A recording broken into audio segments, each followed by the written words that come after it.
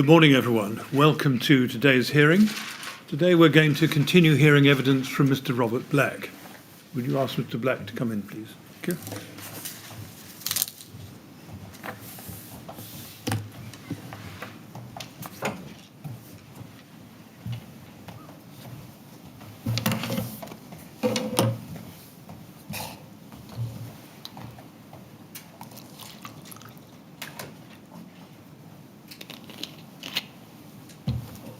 Good morning, Mr. Black. Morning. All right to carry on? Yes. I know this was said to you yesterday, but I'm going to repeat it anyway. Sometimes these days are rather long, Yeah. and if you feel at any stage you'd like a short break, will you just indicate? Okay, thanks. That's good. Thank you. Yes, Mr. Phillips. Yes, Mr. Chairman. Good morning to you and good morning, members of the panel. Mr. Black, good morning to you. We were on the topic yesterday afternoon when we finished of FRA governance. I'd like to return to that topic now, please, with TMO 100373775.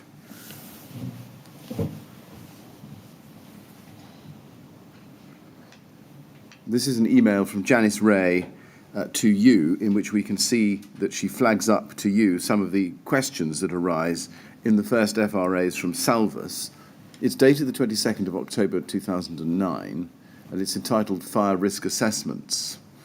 And you can see in the third paragraph that she identifies a few areas which she says she needs to raise with you. And she goes on in the second line, specifically, these are areas where recommendations go further than our existing policy and or where significant resources would potentially be required to progress. To date, there are 4 areas on which I'm seeking your view, and these are set out below. 3 of these areas relate to flat entrance doors, and these are listed together, points 1 to 3. And then she sets them out. Summarising them, there is the need, as she highlights it, for a system to check fire compartmentation doors. That's 1, yes? Yes. And then under 2, confirmation should be sought that each dwelling door is to FR 30 standard. Yes. And also has a self-closer. Yes? Yes. Installation of intumescent strips and cold smoke seals. That's item 3. You see that? Yep. And then the 4th one, it appears on the second page of this email, which is about fire detection within private flats. Now, do you recall receiving this email? Yes, I think so. Yes. Did you do anything about it when you got it? I can't recall that. I don't know if we then went to Rbkc and when with Jean Tin Teeth and we Right. took something. You don't have a specific recollection of how you took this matter forward? Not at the moment, no. Right.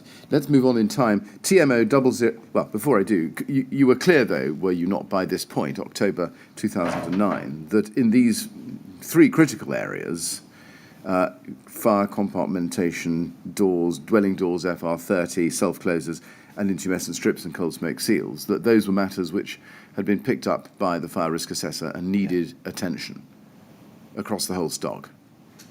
Yes? Yes. Yes. Sorry, if you nod. Oh, sorry. We can't hear. Apologies. Thanks. Now, TMO 00873-623 is the next document.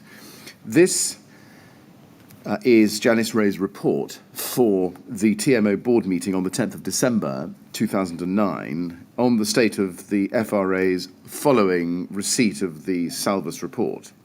And if we go to page 2 of this document, you can see that the report itself is referred to at paragraph 4.5. She says, we have also received a management report from the consultant which sets out the fire safety framework within which we and our contractors should be working. Can we take it that you yourself had seen the Salvus Fire Safety Management Report that we looked at yesterday together, the 22nd of September 2009 report, by this time? I would say yes. Yes. Now, Janice Ray doesn't say here that Salvus had highlighted a number of areas, in total 19, which Salvus considered put TMO in regulatory breach, does she? Not that I can see, no. No. Do you know why she didn't? No. Did you discuss with her whether or not this short description of what the management report said was fully candid and helpful to the board so that the board would know what it said? I'm afraid I can't recall. Right. Did you otherwise inform the board of that aspect of the Salvers report, the 19 areas in respect of which the TMO was in regulatory breach? I can't recall. Right. Can you tell us how else your board would have known that the TMO was, in 19 respects, in regulatory breach, unless you told them? I agree. Did you tell them? I can't recall them, but I'm just reading this, thanks. Did you put the management report before the board and ask them to read it? We don't see any evidence that you did, but might you have done that? Well, I would have thought I would have done. Right, but you don't recall doing But that? I don't recall that. And we don't see a document? No. That would be normal practice, I would have said. Would be When a normal report practice. of this kind was put to the board, did you introduce it orally? Yeah, I mean, it depends who it was presented by, because it would have, if it was me or one of my officers, you would have presented it with the report and then taken questions on it. That would have been my normal standard. Thank you. Yes. We've seen no document at all in all the disclosure from Rbkc or TMO that shows that this report was ever presented to the board, certainly not at this stage. Okay, I have to accept that. Right. Now, let's go to TMO 100373990. This is an email chain which begins on page 4, please, with an email of the 11th of February 2010 from Fire 2 at LGA Gov. It's the LGA Fire Policy Team. And if you look up to bottom of page 3, you can see that it is sent by Jean Daintith on the 12th of February 2010 to you and Laura Johnson, forwarding the LGA report, Extinguishing the Risk, A Counsellor's Guide to Fire Safety.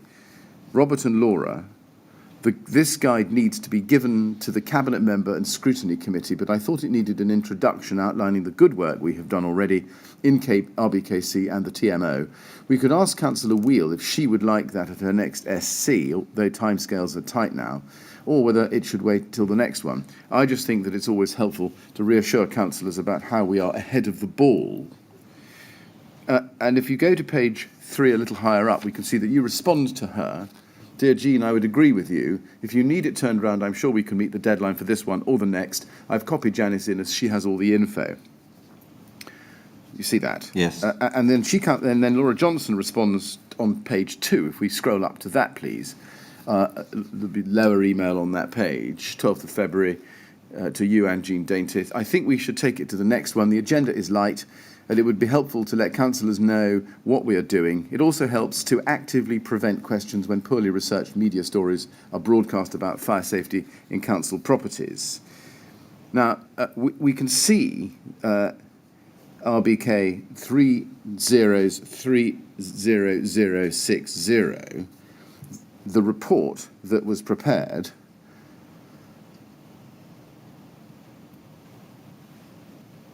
and just help me with this. It's a report by the TMO Chief Executive and Chief Housing Officer for a Scrutiny Committee meeting on the 15th of March 2010. And if we go to page 4 in that document, you can see that it's said to be a joint report from you, TMO Chief Executive, Laura Johnson, Chief Housing Officer, and Jean Daintith there. Do you see? Yeah, Do you remember preparing that report? I would have done, yes. You would have prepared it, or do you remember? That's what I'm trying to remember, Right, because it's so long ago. I understand.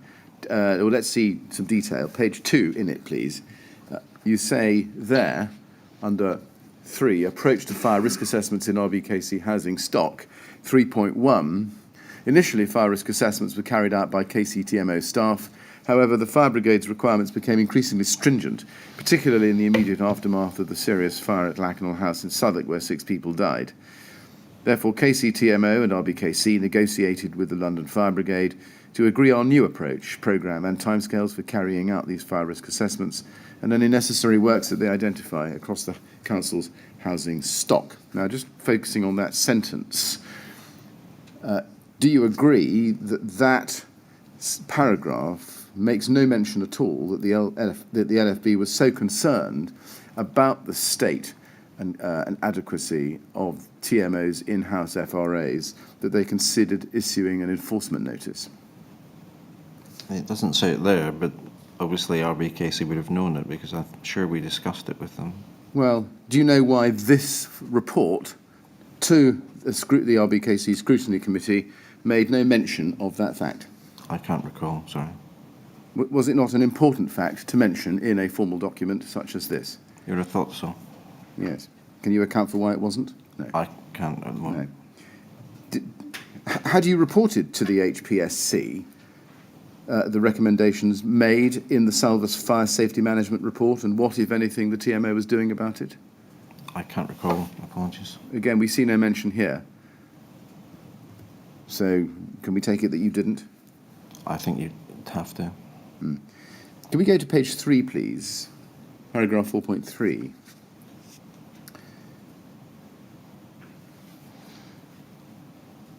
And in the first sentence, you can see there's reference to the fire risk assessment action plans.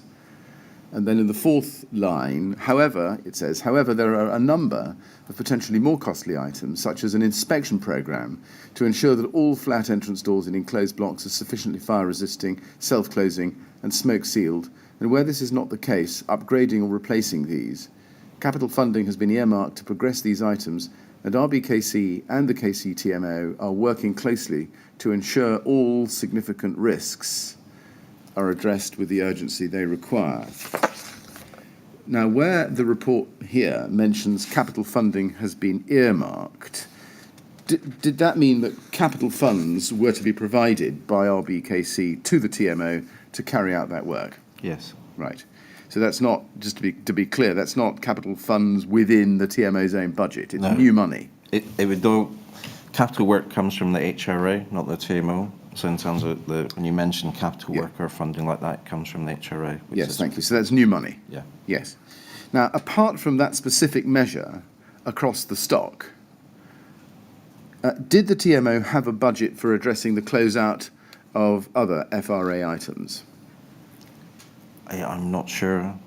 We would have a capital budget which was around about £7 million at that time, and depending on what had been committed already through works, but I can't remember. So I would think probably this would all have to be extra money. Right. I mean, the reason I asked the question is that it looks from this document that as if capital funding had been earmarked to progress the items specifically referred to. Where did the money come from all other items that are picked up in FRAs? Well, FRAs would be picked up either through, if it's sort of the lower ones, probably the repairs programme. It might be through contract works that we already have people with contracts. And if it was larger ones that needed more time, that would come out the capital budget. So in a sense, it would probably reshape as things came up in the house and stock what you'd spend your money on. Right. So can we take it that other than instances where you could get the contractors to do the work within the scope of their contracts, one, or two, the existing fixed pool of money, I'm sorry, two, this earmarked fund, you had to fund the repairs or actions resulting from FRA actions as advised in action plans from a fixed pool of money. Yeah. Yeah. And can you give us a vague idea or even an exact idea of what that fixed pool of money was in 2010? I couldn't tell you at the moment. I mean, as far as I recall, on average, the capital budget was around about 6-7 million, and within that you had a series of lines split into different areas, which I don't have that detail. And what was that figure by 2016, 2017? So on average, up until 2012, it was 7 million, because actually the HRA was still run by the government. After, where you only got 1 year funding, as I said yesterday. After 2012, the government gave HR freedom to each local authority, which meant that the rent pool in Rbkc would stay within Rbkc.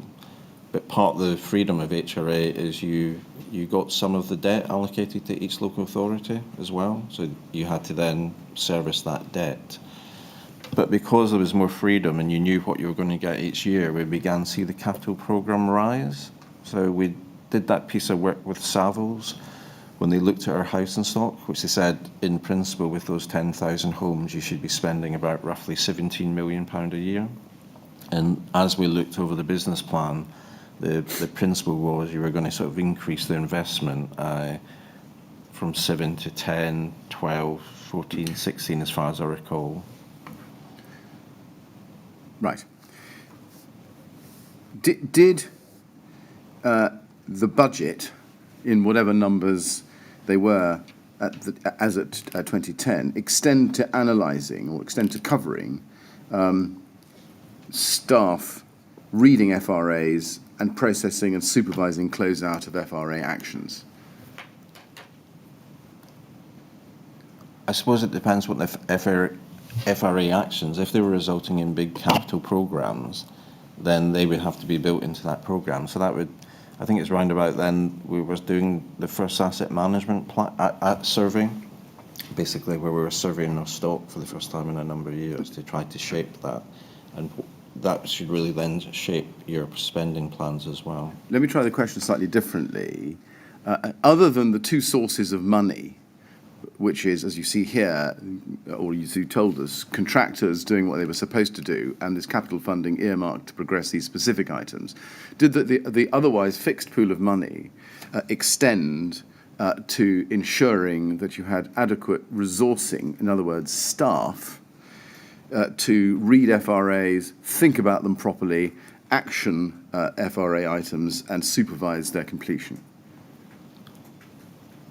It didn't increase the resources within the TMO in terms of people, because the capital budget wasn't a people budget, so it wasn't employing staff, apart from in the capital side.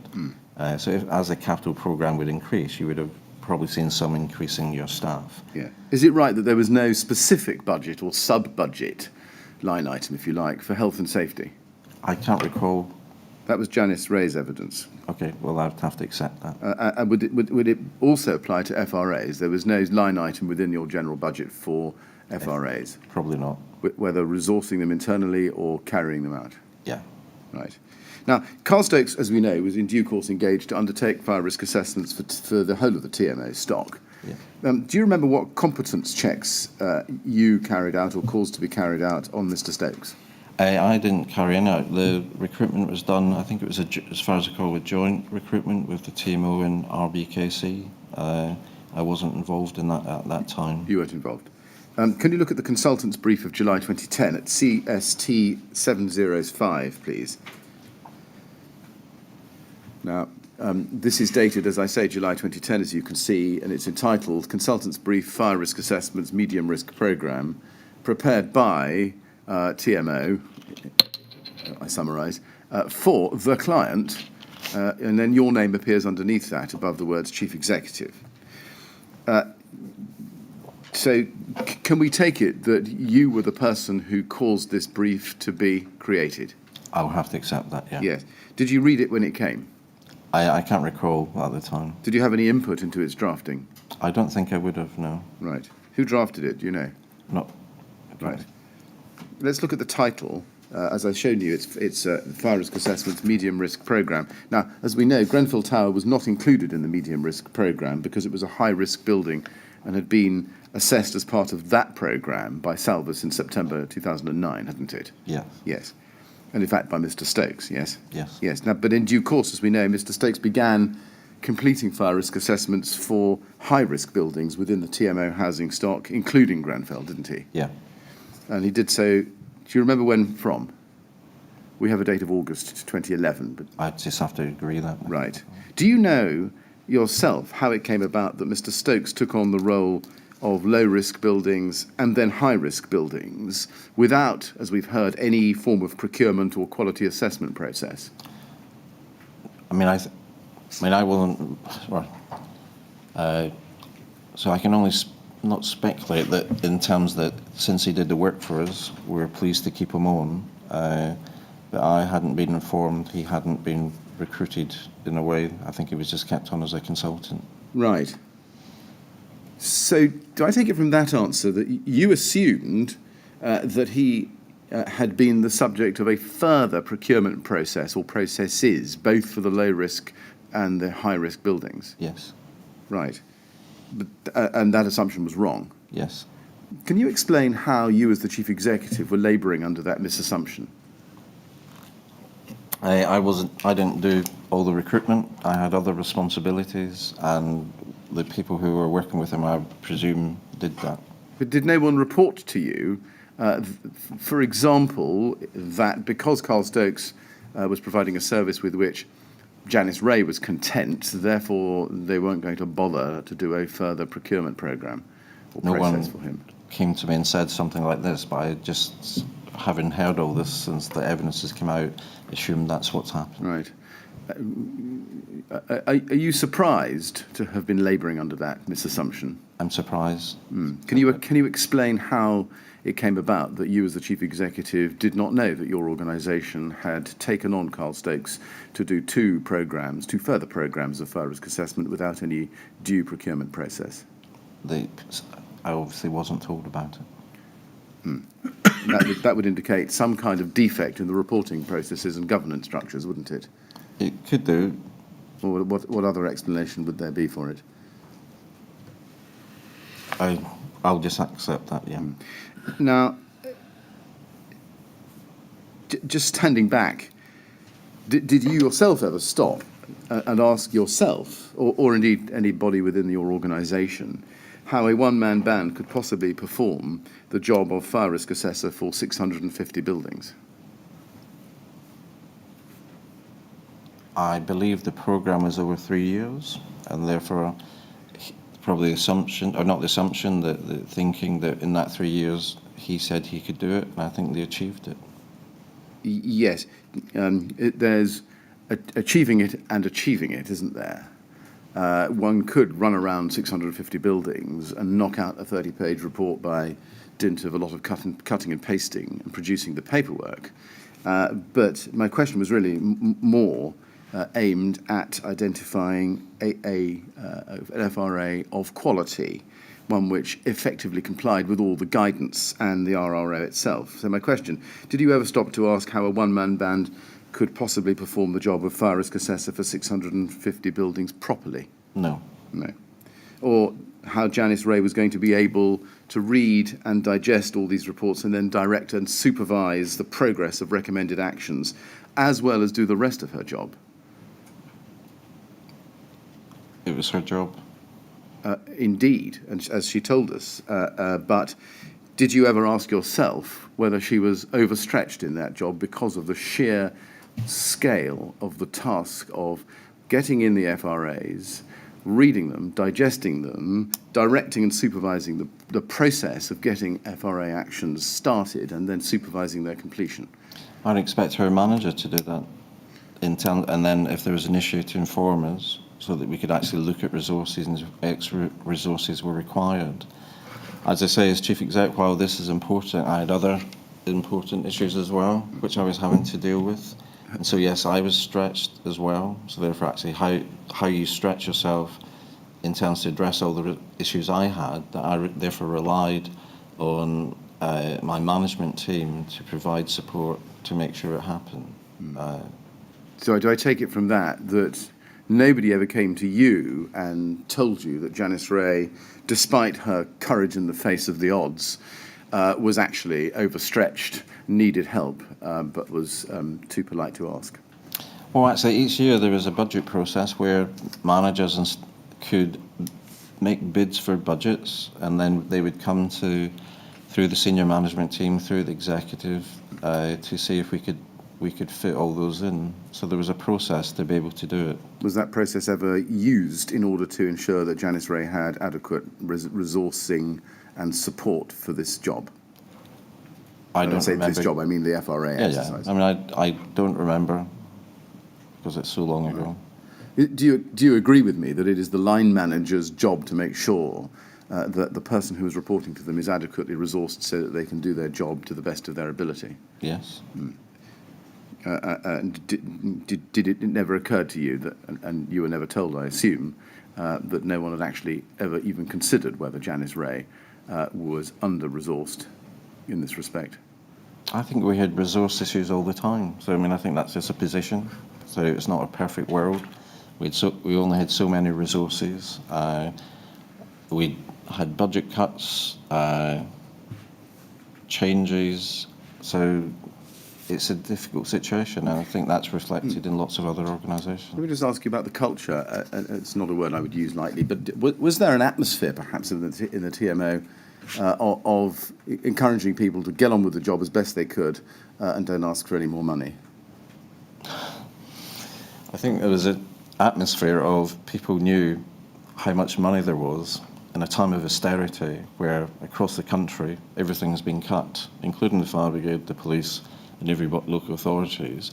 So I think the culture is you recognise that actually there's no magic pot of money to actually sort of make everything perfect. And that's, in a sense, within social housing and local authority, that tends to what happen. We're talking about safety, though, aren't we? Let me ask you a question in a slightly different way.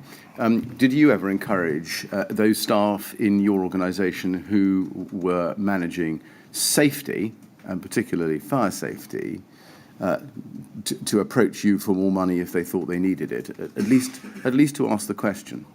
Yeah, I mean, I encouraged people, if there was an issue, trying to resolve issues. That was what I tried to encourage staff to do, and then you have to work out how to do it.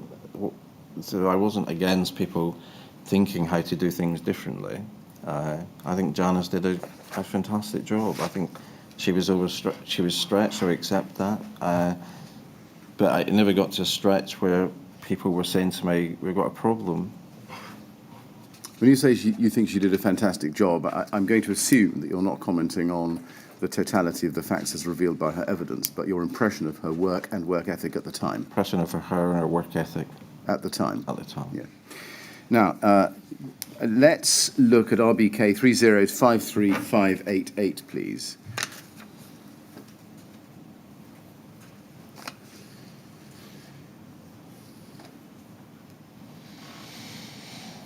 Now, this is a chain of emails from February 2010, and if we go to page 3 in this run, we can see an email of the 11th of February from Janice Ray to Anne Muchmore at Rbkc, copy to Lornette Pemberton, and Russell Thompson, a name we mentioned yesterday, as well as you, Mr. Black. You see that.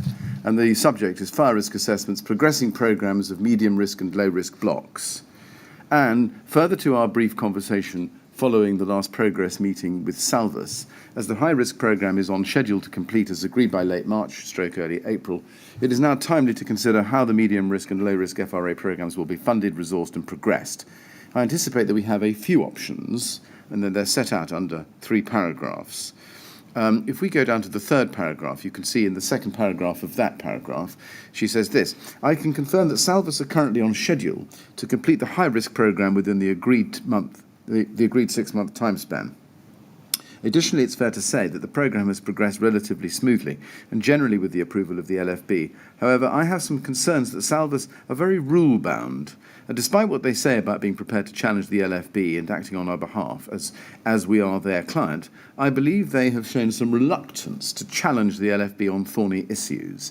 For example, I haven't found them to be hugely helpful or proactive on our behalf on the issue of whether or not we need to do as the LFB insist and install dry risers at Gilray House, etc.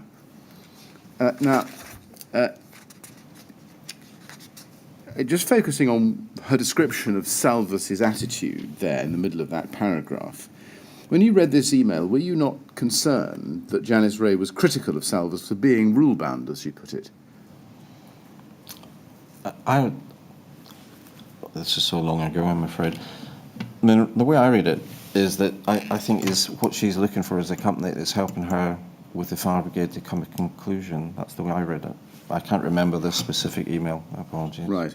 When you say the way I read it, is that reading it now or the way you read it at the time? Reading it now, Right. Do you remember reading it at the time and having a view about it? I'm afraid I can't. Right. Let me ask you, looking back, can you tell us what was wrong with a fire risk assessor who paid close attention to the rules about fire safety? I don't think that's what she's saying there. Well, I'm not going to quarrel with you about the language. Okay. She says Salvas are very rule-bound. What's wrong with that? She's criticising them for it. What is wrong with it? Well, I don't know if you asked Janet that when she was, I didn't see. But I'm asking you, because you received the email, and I'm asking you to give us your evidence of your impression at the time. If you can't remember, you can't remember, but I'm just... I can't remember, apologies. Right. Were you, let me try and prod your recollection, were you not concerned at the time that Janice Ray was looking for a fire risk assessor who would take on the LFB, challenge them, as opposed to doing what the LFB insisted, given that they are, or were, the enforcement authority? I think from knowing Janice, I don't think she means challenge them. So what is having a conversation with LFE about what do they want, because sometimes when they changed the role, they gave different guidance, or you got one fireman, they said this, another one that. I think in a sense that's what she was trying to get, and using the consultants to tie down the fire brigade one way or another. That's the way I read it, rather than trying to skip round the rules. I don't understand tie down the London Fire Brigade. Were the Fire Brigade being unclear about things, that they needed to be pinned down to something? Well, in a sense, that's the way I read it, that she's trying to get clarification about if you really need to do it or if you don't need to do it. Did you ask her what the thorny issues that she referred to were? I can't recall all this time ago, apologies. So one way of reading this email, do you accept? One way is that the TMO wanted a fire risk assessor who would take the TMO's side against the LFB, as opposed to working collaboratively with the LFB to ensure that the TMO complied. No, I don't think the TMO or Janice ever wanted to work against the LFB. I think it was we always wanted to work with them. It's not quite what the paragraph says, though, is it? Or the impression that it gives, is it? I can't say anything more.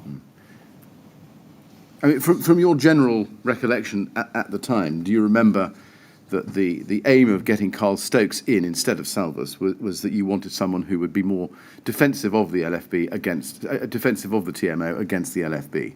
I can't recall that as my thoughts at that time. Now, Carl Stokes, as we know, was invited to tender for the medium risk FRA programme, and in due course he was the successful tenderer. Do you remember yourself considering the tenders? No, I don't think I would have. Right. No. Did you ask any questions yourself about his appointment? I can't recall from that time. Right. Did you ask, or ask anybody within the TMO to ask, whether CS Stokes Associates Limited, had any quality assurance provisions or competence checks?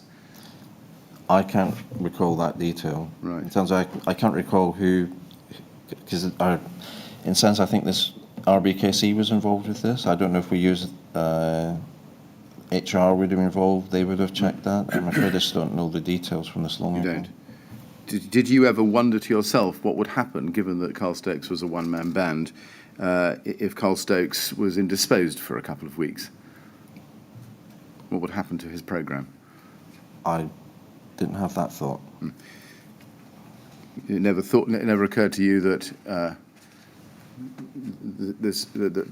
depending on Carl Stokes as a one-man band was a rather slender reed on which to hang such a momentous role? I can't recall.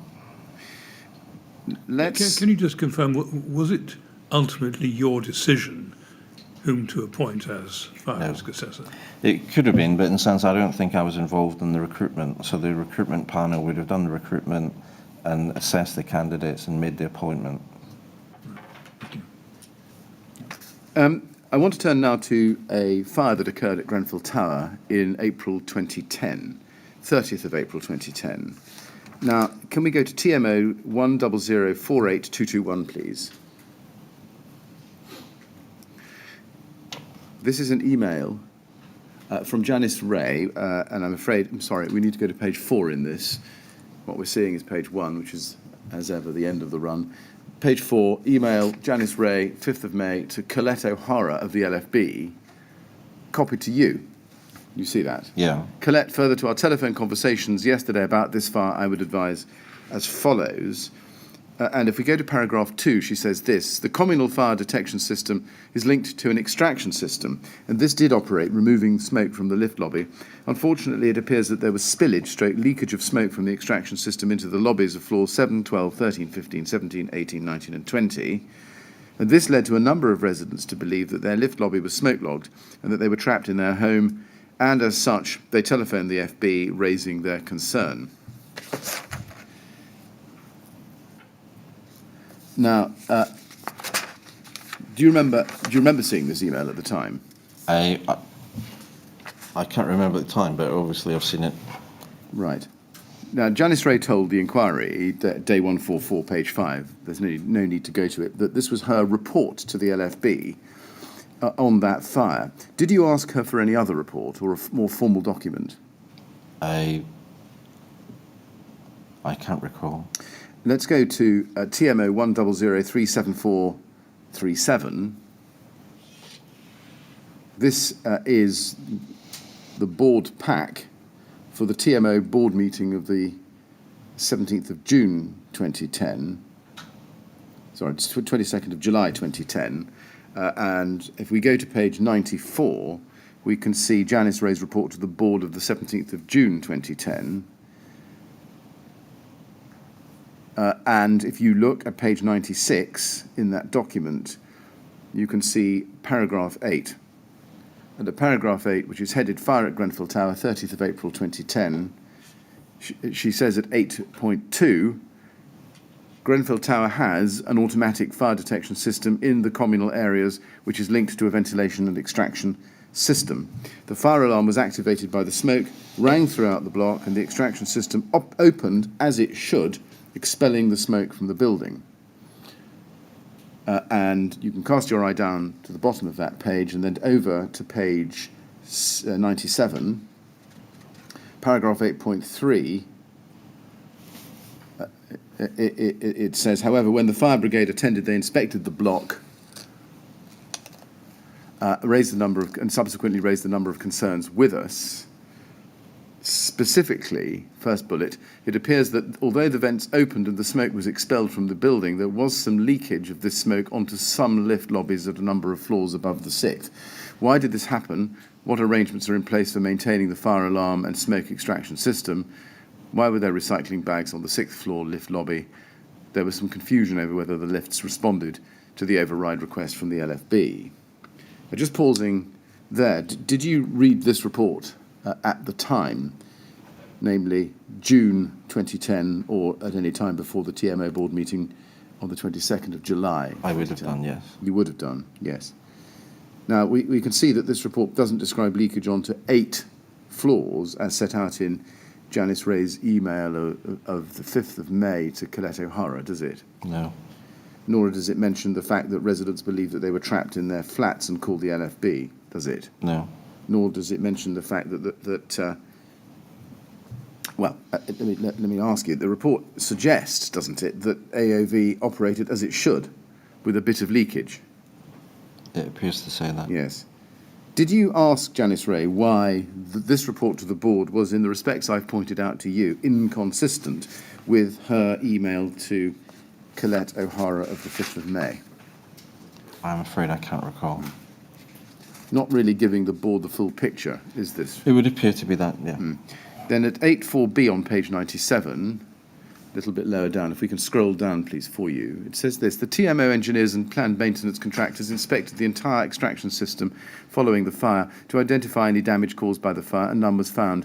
Additionally, the planned remedial works referred to at A above were successfully completed and the system was fully operational on Friday 7th May. Smoke tests were successfully completed at the conclusion of these planned works to ensure the integrity of the system. And then if you just skip over to page 98, please, and let's look together at paragraph E. As there was some confusion as to whether there had been a problem with the lifts at the time of the fire, specifically they may not have returned to ground level when called by the FB, the lift maintenance contractors were instructed to test the firefighters' override switches, etc. on both lifts. They confirmed that both were operating perfectly and lifts had both returned to ground when called as required. Further discussions with LFB in this matter have raised the possibility of the lifts being overloaded. Station commander advised there could have been as many as 6 firefighters plus all their very heavy equipment in the lift car, and this could have well been enough to overload the lift. Now, what I've read to you just now, was that the extent of the information that you were given about the 2010 fire at Grenfell at the time? Now, let's go to IWS 401463, please.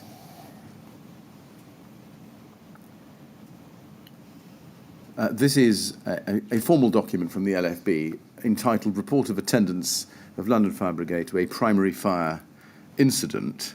Primary fire is defined by the asterisk at the foot of the page, if we can just scroll down to that, as a primary fire is one that involves property, such as a building or, I don't know what the or is supposed to indicate. It's dated the 22nd of December 2010, and it relates to Grenfell Tower, as you can see. And if you go to page 3, so this is at the end of that year, but if you go to page 3, there's a reference to the AOV system. And it says, and this is a third of the way down your screen, were active firefighting systems present? Yes. Type of active system, smoke ventilation. Location of system in relation to fire, on same floor as fire. Did the system operate? No. And then no beneath that. Impact of system on fire, did not contain stroke control. Reason the system did not function as intended, fault in system. And then if you go to page 2, back to page 2, it also says, in relation to the lifts, at the very bottom of your screen, reason facility did not work, if applicable, poor maintenance. Were you aware, first, that the LFB produced reports such as this after a fire in one of the buildings on their ground? I'm aware they produce reports. Did you ask or cause anybody to ask LFB for their formal report of the April 2010 Grenfell Tower fire? Yes, I asked Janice several times if we'd received the report. What did she tell you? She said we hadn't. Did you ask her to press? Yes, I think I did. Did she press? Why, I'm still not sure if I've ever seen this report. No, indeed. That's the point. Can you explain why, despite asking Janice for the report, such as this, you never saw it? I don't know. Did it slip off your radar? I believe I hadn't been told that we received this report. That's why sometimes because I've never seen this. Sorry, did Janice have this, or did the inquiry get this from the fire brigade? Well, you're asking me a question of the source of the material. Janice Ray did not get this report because I asked her about it. Okay, so she did not get this report. My question to you is given that you told us that you asked her to get it, did it slip off your radar at some point? It must have done, but it's never been confirmed that she gave us. Now, let's go to TMO 0086. TMO 00846-312, please. This is a letter, which I think we've seen before together, from GTLA to you of the 3rd of September. And if you look in the first paragraph, there's a reference to a response from Daniel Wood. And they go on in the third sentence, third line to say, we've chosen to respond to you directly instead of Mr. Wood for the simple fact you originally made the commitment to look into our issues and concerns. And they then list a number of concerns, including on page 1 at the bottom, the last paragraph there. Secondly, they say, we will argue that the recent fire at Grenfell Tower has raised so many health and safety issues with the building that it demands an independent investigation and inquiry into the safety of the building. And they then explain a little more their concerns about the fire on page 5, if you go to that, second half of that page. Fire alarm and health and safety is the heading. And if you look at that in the second last paragraph on page 6, if we move over to that, it says in the penultimate paragraph, the TMO issued a tender in relation to maintenance and repair of fire safety equipment to RGE services for £52,372.50p, and date of the notice of proposal was 28th of April 2009. We need to see what sort of maintenance work was carried out from 28th of April 2009 towards the repair of fire safety equipment and the invoices with corresponding tangible evidences. Now, would you agree with me that that is quite a granular request for hard data, isn't it? Yeah. Yes. What commitment did you originally make to GTLA to investigate their issues and concerns? I think it was when I joined, there was quite a lot of issues across leaseholders generally, across the thousands of them they had, and that commitment was to try to work through the detail. A lot of it was around where work had been done in terms of for contracts, and they weren't either happy with the quality or the cost, or they hadn't had the final bill. So there was a sort of range of issues that we took on board through Dan Wood and the home ownership team to address. It sounds from that answer that your commitment was a generic one given to all leaseholders in the stock. Yes. Not specifically to the Grenfell Tower Leaseholders Association. Not specifically, because we had... So just to be clear, when they refer to the commitment you gave, as I've read to you at the beginning of this letter, they're not referring, are they, to the best of your understanding, to a specific commitment given to that specific group of individuals? No, it was a specific across about trying to resolve some of the historic issues that leaseholders had faced in Rbkc and having the home ownership team address that. Did you consider, as they were inviting you to, having an independent investigation into the fire safety of Grenfell Tower at that time? No. Why not? Why is that? I can't recall. I mean, the question was clear, wasn't it? Yeah. Did you take the question and consider it with anybody internally? I think I would have sent this. There must have been a response here to understand how, because in a sense, usually what I would do if I got something like this, I'd send it to my team to say, because it cuts across a few issues. So it's a home ownership issue, but it's also an asset management issue. So we'd have to actually find the costs and the work to break that down. So teams need to pull that information together for me. There is a response, you're quite right, and we're going to look at that in a moment. Yeah. Now, as I say, you can see here that the GTLA had requested evidence of repair of the fire safety equipment. And you agreed with me that was a pretty granular and empirical request for data. Yeah. Let's go to RBK 30133637. What I'm showing you here is the RGE maintenance report dated 12th of May 2010, so 4 months or so before this correspondence, and it relates to the Grenfell Tower smoke vent system, as you can see on the screen. Did you provide this document to GTLA? I wouldn't know, or I can't recall. Right. Was this document put on your desk so that you could consider responding or asking somebody, Anthony Parks, I think in the end, to respond with it to GTLA? I can't recall this report, I apologise. Right. Let's look at page 7 and see if that rings a bell with you. Under comments and recommendations, section 4 of this report, in the middle of the text, you can see that they say this: due to the spring force on the inlet dampers, the actuators are not reliable and may not operate on every activation.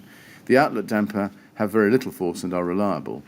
Apart from the above and its age, the system is generally in good operational order and is capable of being maintained for the next 5 years, and then in bold, apart from the inlet dampers. So we can see what it says. Were GTLA not entitled to know that the AOV system in their building had inlet dampers which were unreliable? Yes, I would say yes. So why was this document not provided to them? I've never seen this document. No, I appreciate that, but I'm now showing it to you, and are you able, as you sit there today, to give us an explanation as to why this document was not provided to the people who lived in the building? Not at all. Is it the case that this wasn't provided to them because it would have confirmed exactly what it was that the GTLA suspected, namely that the AOV system was not working properly? I would never agree to that. If it's not working, it's not working. Now, let's go to TMO 00846320. This is Anthony Parks's response to GTLA's letter of the 3rd of September. It's dated the 21st of September 2010, addressed to the GTLA. Dear Sirs, further to your letter of 3rd September 2010, I've noted your general comments, and after detailed discussion with senior officers, I can advise the following in respect of the specific points raised. Now, just there, were you one of the senior officers with whom Mr. Parks had had a detailed discussion before sending this letter? I would think so. Yes. Let's look at page 4. This is under the heading Fire Alarm and Health and Safety at the top of your screen. And he says, whilst I understand your concerns, I can confirm that the fire alarm was functioning and that the vents were working at the time of the fire. The smoke vent opened on a specific floor, but the seal to the smoke vents on other floors leaked. This would not have been so serious if the fire brigade turned on the manual smoke vent fan, which would have drawn smoke away. Regrettably, this did not happen, as officers who attended did not know how it worked. We've discussed this with the LFB and clarified how to operate the vent fans. The controls are well labelled on the ground floor. To prevent this confusion happening again, we are presently looking to upgrade the smoke vent system to work automatically when the alarm sounds. Please rest assured that the system is checked regularly and inspection reports are completed. After further investigation, the only issue identified was the loose seals to the smoke vents on other floors. I don't think I need the rest of that. No. First, can you tell us why Anthony Parks responded to the letter which was addressed to you instead of bearing your name? Because Anthony was the head of home ownerships. Well, not head, he managed the head of home ownership, who managed the relationship with leaseholders. So Anthony would have been working with that team and got the information from Janet, because he managed Janet as well, and would have linked in with asset management. So I take it the response is based from the feedback from those three teams. Did you check this letter or approve it before it was sent? I would have read it, and because in a sense this is what I'm being told.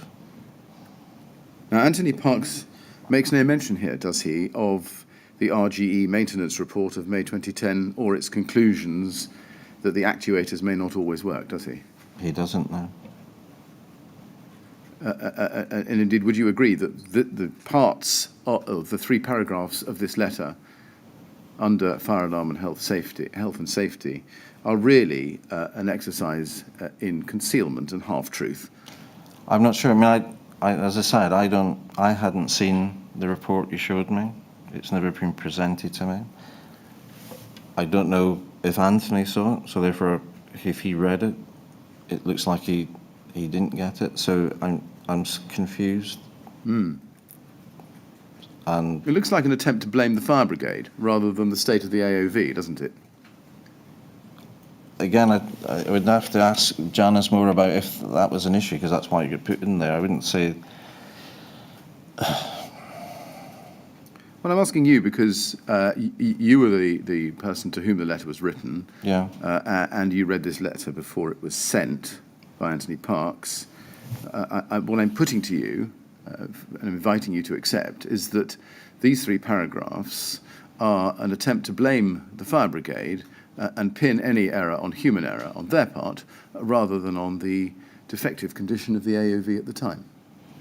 I'm sort of upset reading this and can't explain it.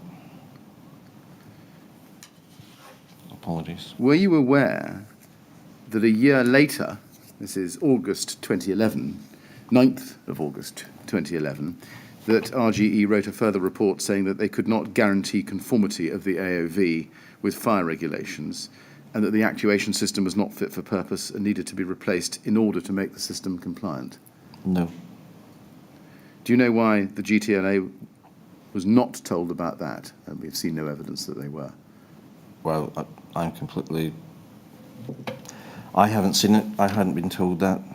And obviously they hadn't, so... We know that you knew that a deficiency notice for Grenfell Tower was issued by the LFB on the 24th of March 2014, among other things identifying the failure to maintain the smoke ventilation system. And I'm sure I was told it was fixed and working. We know that the smoke extraction system was only replaced in 2016 as part of the refurbishment programme, wasn't it? Yes. Do you agree with me that that meant that Grenfell Tower did not have a fully functioning AOV system between 2010 and 2016? Based on what you're telling me, yes. Despite the fact that the GTLA had raised this very problem after the April 2010 fire. I accept that. Now, in fact, taking a step back a year from 2016 to 2015, let's go to TMO 00857924.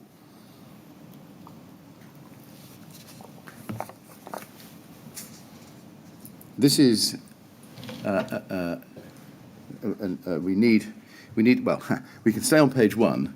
This is an email in the second half of the page from the GTLA of the 2nd of January 2015 to Councillor Dent Code and Judith Blakeman, copied to a long, rather forbidding list of other people, and you'll need to go to the second page to see the text. If you go to the 4th paragraph down,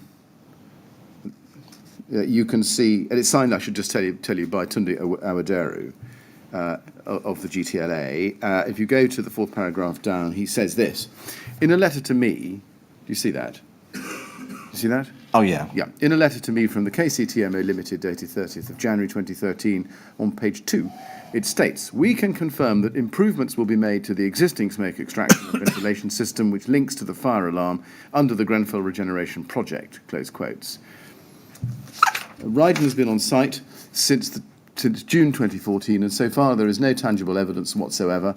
Ryden and KCTMO intend to carry out replacement of the smoke vent and extraction and ventilation system, which links to the fire alarm. We need confirmation that Ryden will carry out the work as part of the regeneration project as promised by the KCTMO.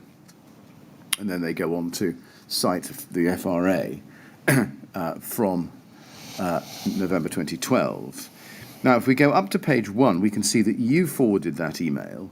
If we go to page 1, you forward this email to Peter Madison and Sasha Jevons on the 5th of January 2015, and you say this, Happy New Year, etc. Not sure if you were copied into this. Can you review and let me know if it's the same old thing or something else? Now, when you said same old thing, what did you mean? Oh, inappropriate language. Yes, but what did you mean? What I wasn't sure if it's in terms of there's anything new here that we hadn't responded to. So I accept inappropriate language wasn't right. But I just, sometimes you're getting so many of these things, not just from here, that I wasn't clear if it was new or old. Well, you say you weren't clear if it was new or old. You rather assumed that it was old. Yeah. Otherwise, you wouldn't have used the word. Yeah. Did the fact that it was old not indicate to you that there was a problem which had not yet been fixed? I've had to accept that. Was it not a matter of concern to you that no works had been carried out to the smoke ventilation system between 2010 and the date on which you saw this complaint, early January 2015? I have to say that, yes. Yes. So it was a matter of concern to you, was it? Doesn't appear to have been. You dismissed it. It's the same old thing.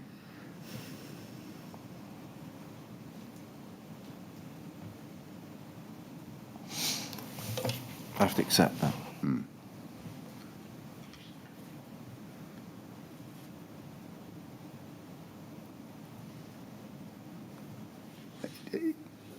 Can you see why, looking at that, GTLA might have had a reason to lose their trust in the TMO's management of their building? Yes, now you've taken me through this, yes. Now, let's turn to updates to Rbkc Scrutiny Committee. Now, you previously reported to Rbkc Scrutiny Committee in 2010, and you were asked to prepare an updating report, and we can see that at RBK 3030083 at page 5. Well, page 1 is there, 20th of January 2011. Page 5 is where I want to go to.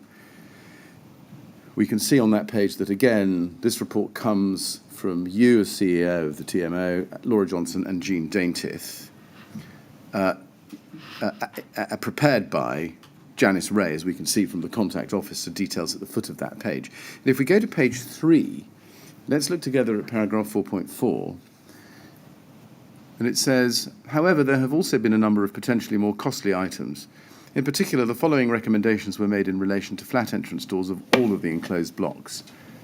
First bullet, confirm that each dwelling door is to FR30 standard and is provided with a self-closing device. Second bullet, consider, where not fitted, the installation of intumescent strips and cold smoke seals to each flat access door. Now, this was the genesis, wasn't it, of the flat door replacement programme? Yes. Yes. Now, let's then go a little forward in time to the TMO's Health and Safety Annual Report for 2011 to 2012. This is at TMO 008634111, please. I'll show you the first page of that. And there it is, identifying the year. And if we go to page 10, please, you can see under paragraph 8.1, point 1, I think we want 8.1, we want page 9. And then we want page 10. 8.1, you can see in the second sentence there, in our case, as highlighted above at 3.1, the responsible persons are considered to be Rbkc and TMO. Was that your understanding? Yes. It was. Do you know how that understanding arose, that there was this joint responsible person role? I think it's because when I joined, that's what Jean Daintith said, because in the sense they owned the building, still, we just managed it. They were the name on the leasehold and the tenancy, and they managed the HRA.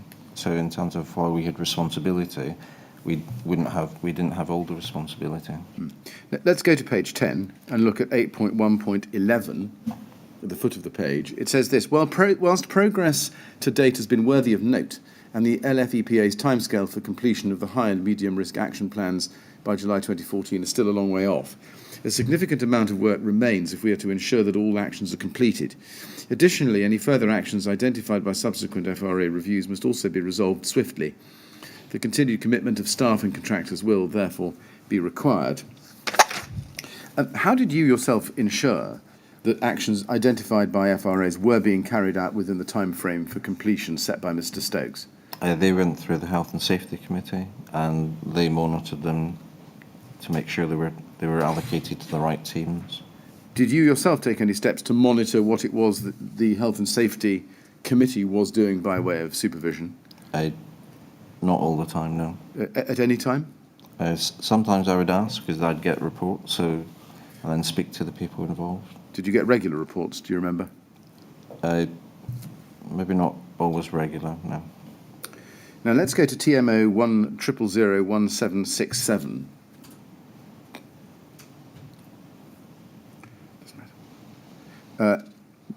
These are the minutes of an Rbkc Housing and Property Scrutiny Committee of the 8th of November 2012.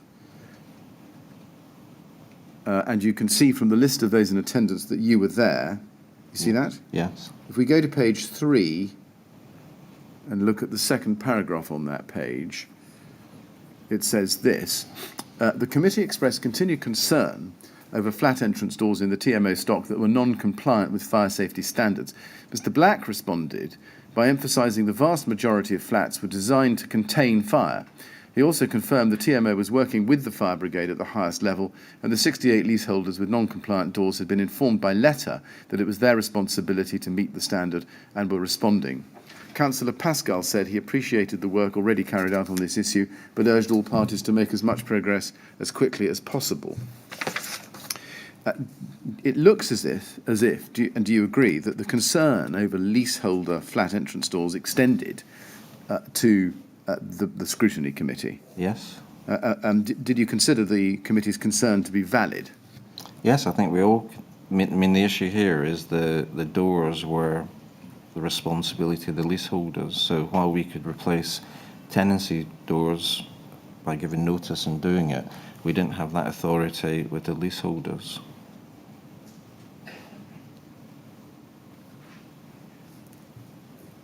You then, I think, reported to the TMO board in November 2012, and let's go to the board pack for that. It's at TMO 100017666.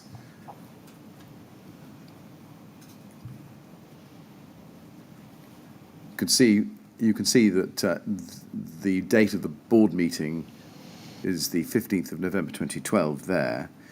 If we look within the board pack at page 12, we find your report, Chief Executive's report, as agenda item 3. And if we look within that to page 15, we can see that here is where you deal with fire risk assessments under section 5. And you say, all relevant fire risk assessments for common parts have been completed and the identified works have been categorised from 1 to 5 by risk. Categories 1 to 3 are deemed to be mandatory and have been actioned. These are primarily related to the installation of fire doors to tenanted properties. A number of door installations remain to be completed as part of these works, and we're working with internal teams, London Fire and Emergency Planning Authority and Rbkc to progress these. Where necessary, we shall assist Rbkc in taking legal action to ensure that these works are completed. An assessment of the works identified as Category 4 and 5, recommendations only, is being undertaken to establish what action is to be taken and over what timescale. Now, just reading that back to you, is it right that, as you understood it, the FRAs for all properties had been carried out? Sorry, can you say that again? Yes. Did you understand it at the time that all FRAs, fire risk assessments, had been carried out for all of your stock? Yes, because this would have been drafted by Janice from my report. From your report? No, she would have drafted this for my report. Oh, for it? Yeah. Yes. So look, let's just go through the process then. Janice Ray would have provided you with some text for you to insert into your report to the board. Right. When you did that, did you discuss it with her? Did you go through it? Did you verify it in any way? Well, I'd discuss it with her and then just accept that that's what she's telling me. Right. And as you understood it, as I'm putting to you, all fire risk assessments had been done for the entirety of the stock by then. This is November 2012. Yes? Yes. Yes. And is it also right that at the time you understood that the actions arising from those FRAs had been divided up into categories and given a risk category of 1 to 5 on a range? Yes. Yes. Did you know what those risk categories meant? Each one? I can't recall at the moment, sorry. Right. Can we look at an example FRA action plan where works are identified and categorised by risk? I'm going to show you the FRA action plan for Grenfell Tower of the 20th of November 2012, so the very same month, a few days after this meeting, and it's at CST 403083.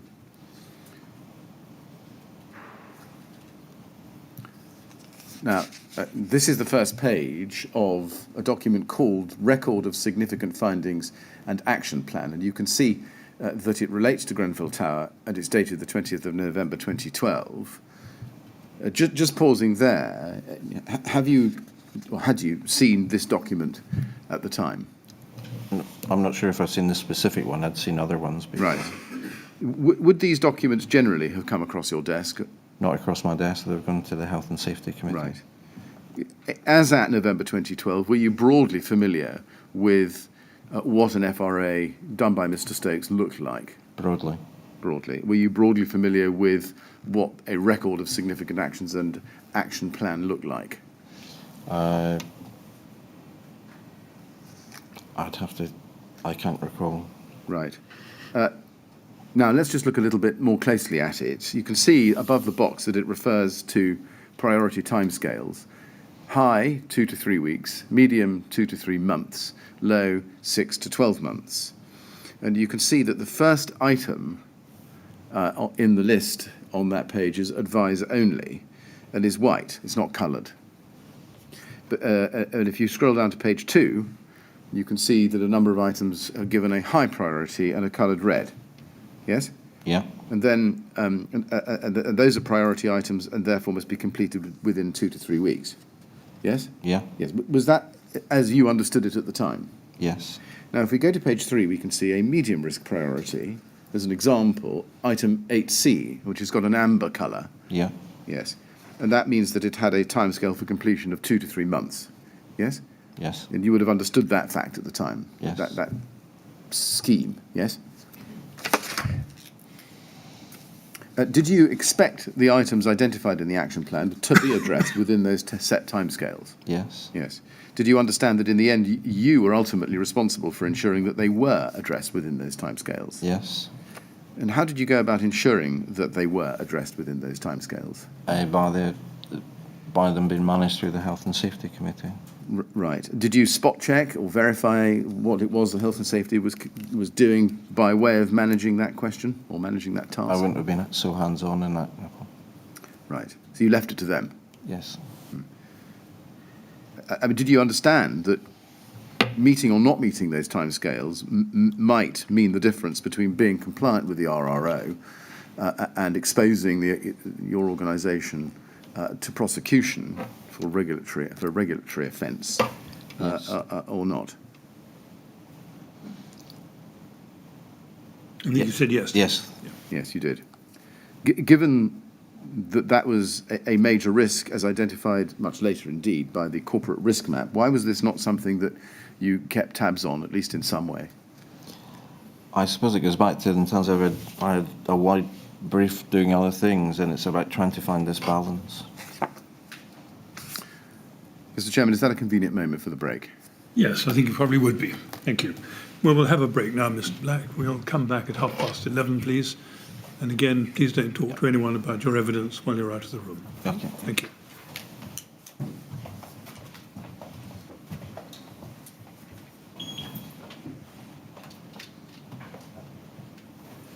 Thank you. 11:30, please.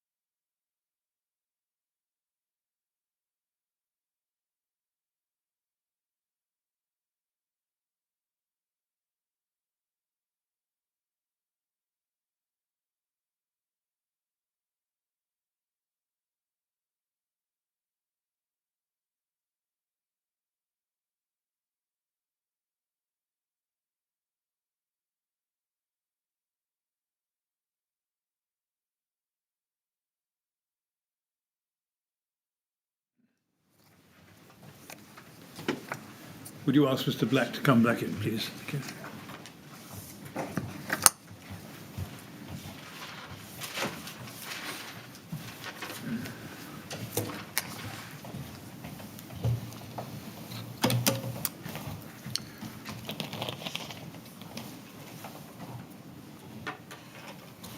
Right, Mr. Black, ready to carry on? Yes, please. Yes, Mr. Millett. Thank you, Mr. Chairman. Mr. Black, I want to ask you some questions next about Rbkc's 2013 audit. You'll recall, I think, that the Tmos health and safety system was audited by Rbkc in the spring of 2013, Yes. wasn't it? And the final internal audit report of April 2013 is at Rbk 50313. If we can just turn that up. And we could see that the final audit report, April 2013, was circulated initially in draft to those individuals you see listed there, Janice Ray, Anthony Parks, Sasha Jevons and Peter Madison, and then additionally circulated to you and Laura Johnson, yes? Yes. Can we take it that you saw and read this document in April 2013? Yes. Now, if we go to page 4, please, paragraph 11, you can see the result. It's something we discussed yesterday in your evidence, that as a result of the audit review, it says, internal audit can give, in bold, limited assurance that adequate controls and processes are in place for health and safety at the TMO, and it identifies weaknesses in it. If we go to paragraph 10, page 4, paragraph 10,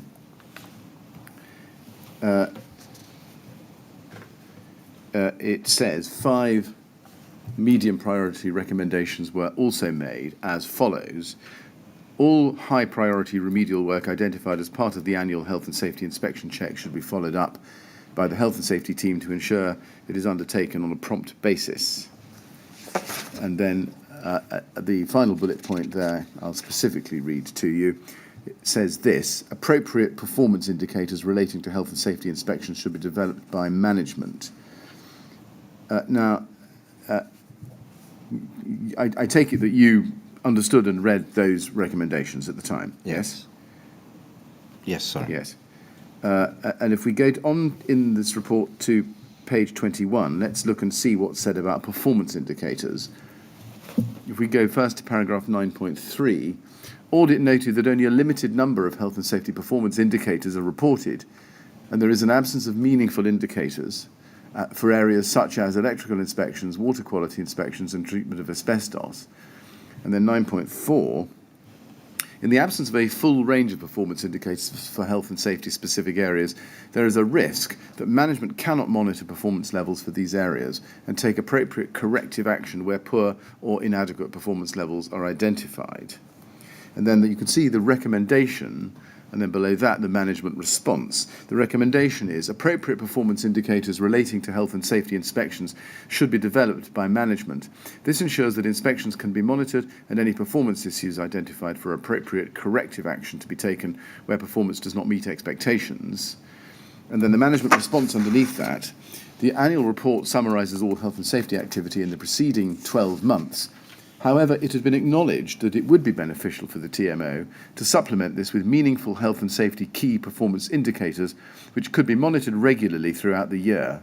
A range of such indicators have now been identified covering a range of areas, including health and safety inspections, fire risk assessments / reviews, enforcement / deficiency notices received, number of accidents, fires, violent incidents, etc. And then at the end, after Legionella, percentage compliance on maintenance of fire equipment, wet and dry risers, fire extinguishers, fire alarms, sprinklers, etc.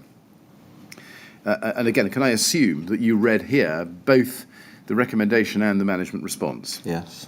The management response itself was something obviously coming from management. Did you contribute to it? No. Who wrote that? It would have been, it would have gone to the people who are covered by the audit. So in terms of the first draft audits would have gone to those individuals. They would have then been asked to make their comments, which is them, and then that's when it circulated to myself and Laura. Right. So was this management response drafted by those 4 individuals to whom the draft was circulated? Yes. So that would have included Peter Madison and Janice Ray. Yeah. And when you read that, you were satisfied, were you, that that was an adequate response to the recommendation? Yes. Now, we've seen the KPIs, which one can pick out here, which relate to fire, so health and safety inspections, fire risk assessments, etc. Having identified those as KPIs, do you remember whether a system was set up for monitoring each of them? I'd have to say that I can't remember, and I haven't seen it. No. Do you know... yeah, I see. So you say there was no system. Do you know why no system was set up for monitoring each of these KPIs? In terms of around the fire and health and safety, because there were some other ones. I mean, I can't recall. In fact, it's right, isn't it? And correct me if you think this is wrong, that a suite of performance indicators relating specifically to fire safety were not introduced by the TMO until January 2016. Yes. Yes. Do you know why there was a delay of almost 3 years between April 2016 and January 13 and January 2016? I can't. I'm not going to say I can't recall. I can't give you an answer or an explanation. I just have to accept that. I mean, that's a serious and long delay, given the fact that Rbkc Audit had accorded a limited assurance, partly for this reason. Yes, I mean, as part of refreshing my memory, I looked at this before coming. I suppose we worked on this, and our next two audits increased in change. So it changed from limited to satisfactory to the last one was substantial. But I accept the points about the fire safety KPIs weren't developed. They might have been in another sort of form, but they weren't in our standard KPI format. No. But you can't explain why that is? Well, I can't. I'm not going to come up with. I just can't explain. No. So many years. Now, you mentioned the development of this from limited to satisfactory. Can we go to the December 2013 follow-up from this audit at RBK 50320, please?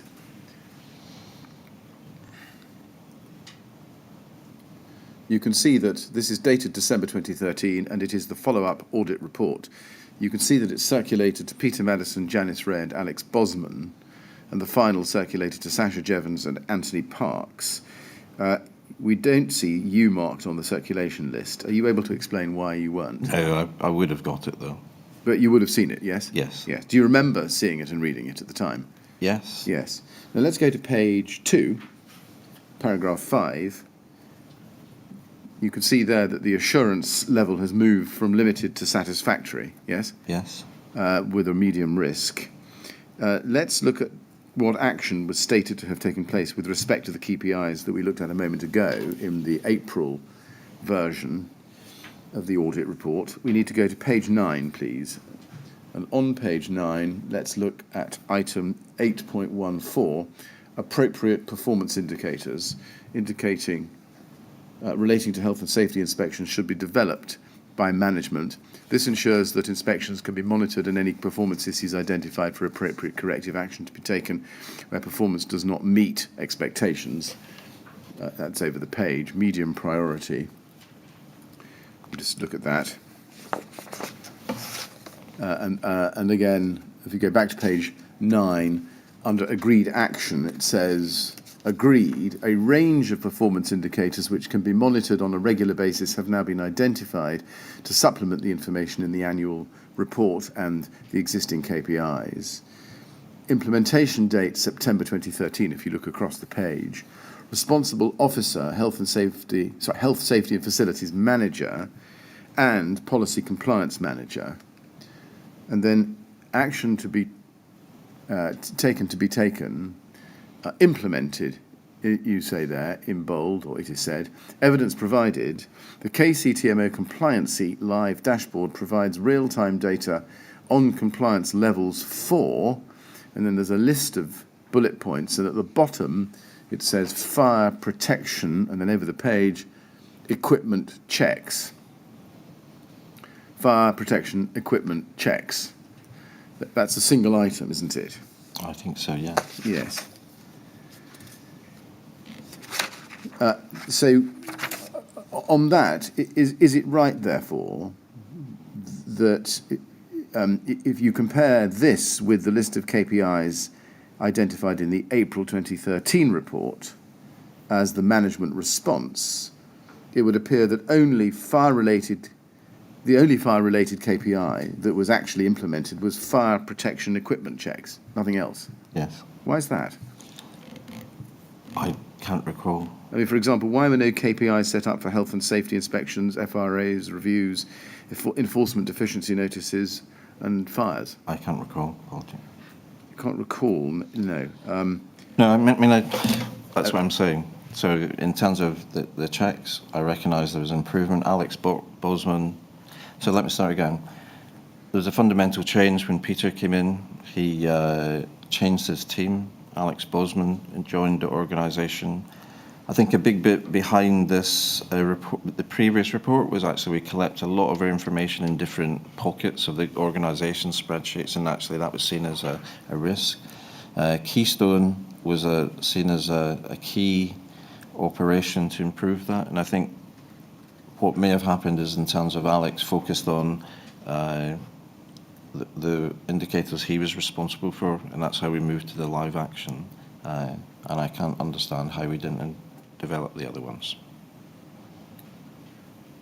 Well, it's just not sure that answer really grapples with my point.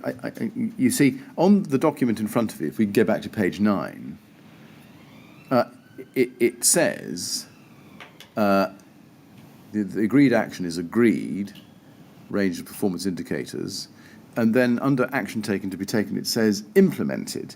But the truth is that it wasn't implemented. The only part that was implemented relating to fire was fire protection equipment checks. So it was only very partly implemented, wasn't it? This is the auditor's view, and they checked this. So what I'm accepting is the things that weren't developed. I just have to accept that.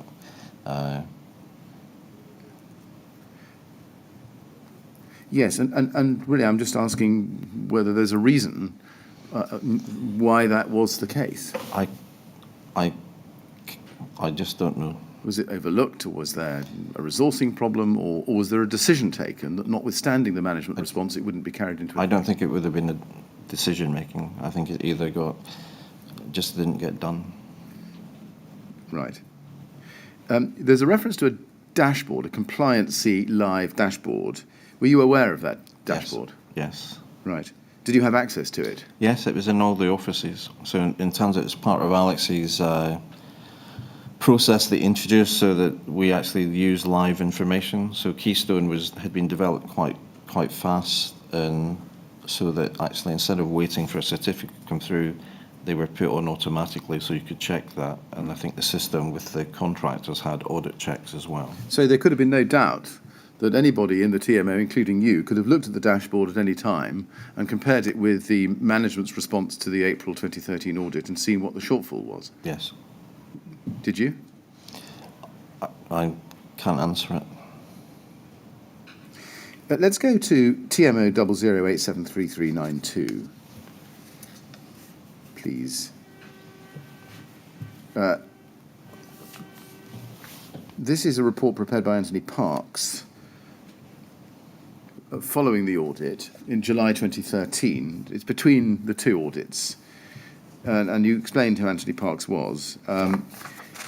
If you go, please, to the first main paragraph of this report, background, under 2.1, it says, in October 2012, the responsibility for the health and safety H&S section was transferred to the Director of Financial Services. What was the reason for the transfer? One of my team left who had managed Janice, and we didn't replace that role. We replaced it with a sort of a change, and we put health and safety and Janice under the management of Anthony Parks. Right. Who was responsible for health and safety before that transfer? Lynette, in terms of managing Janice Ray? That's Lynette Pemberton, Yeah. is it? Right, I see. But she was HR. She was organisational development, so it was a sort of wide Right. role that took in other things. I see. Was there any discussion about whether health and safety should be moved to operations? I think that, I know there were in some within operations, and so there were discussions. Right. Let's then go to operations and look at Janice Ray's 2nd of May 2013 report to the TMO Operations Committee, TMO 100311056.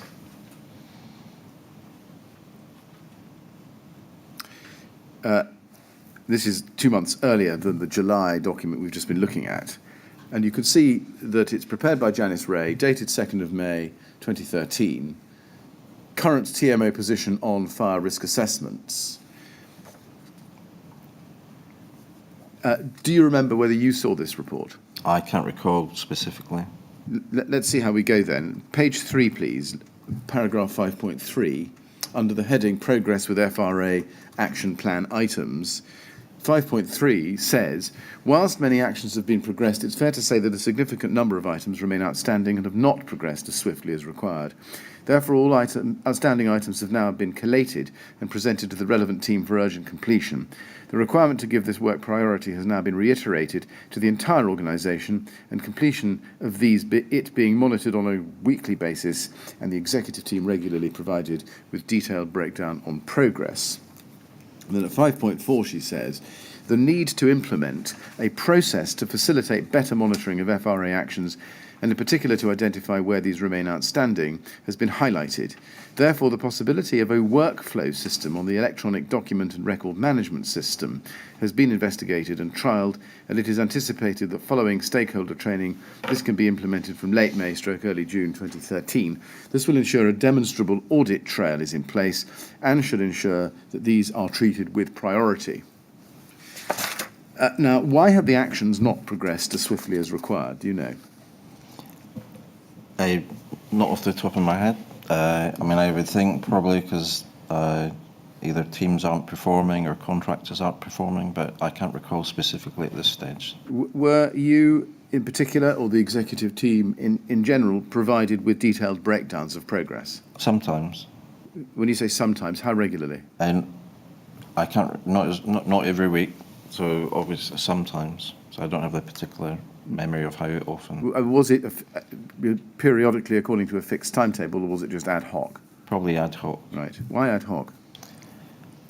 I can't recall. And was it not important to have a fixed system in place whereby the facilitation and monitoring of FRA actions was monitored in turn by the executive team on a regular basis? There were, because there was members of the executive and the health and safety committee who were monitoring it. So people within the executive team knew more than the executive team as a whole? There was only 4 of us. But So you weren't on the I wasn't on the safety health and committee. safety. So they would feed back. Of the 4, you might have been in a minority. They would feed back. But they may be feeding back, but did they feed back to you specifically? If there were only 4 of you on the executive team and most of them knew what was happening and you didn't, why didn't you insist on being kept up to the same speed they were? I've got no specific answer to that. Did you agree when you, well, you may or may not have seen this document. I think this document was in fact included in a board report, board pack. Would that be right? It might have been, I can't. Right. If it were, can we assume that you would have read it? Yeah, probably. Yes, because you would have read every board pack that went to the board, wouldn't you? Yes. I mean, I'm going to assume that that is the case. Yes. Do you remember whether at the time you agreed that there was a need to implement better monitoring of FRA actions.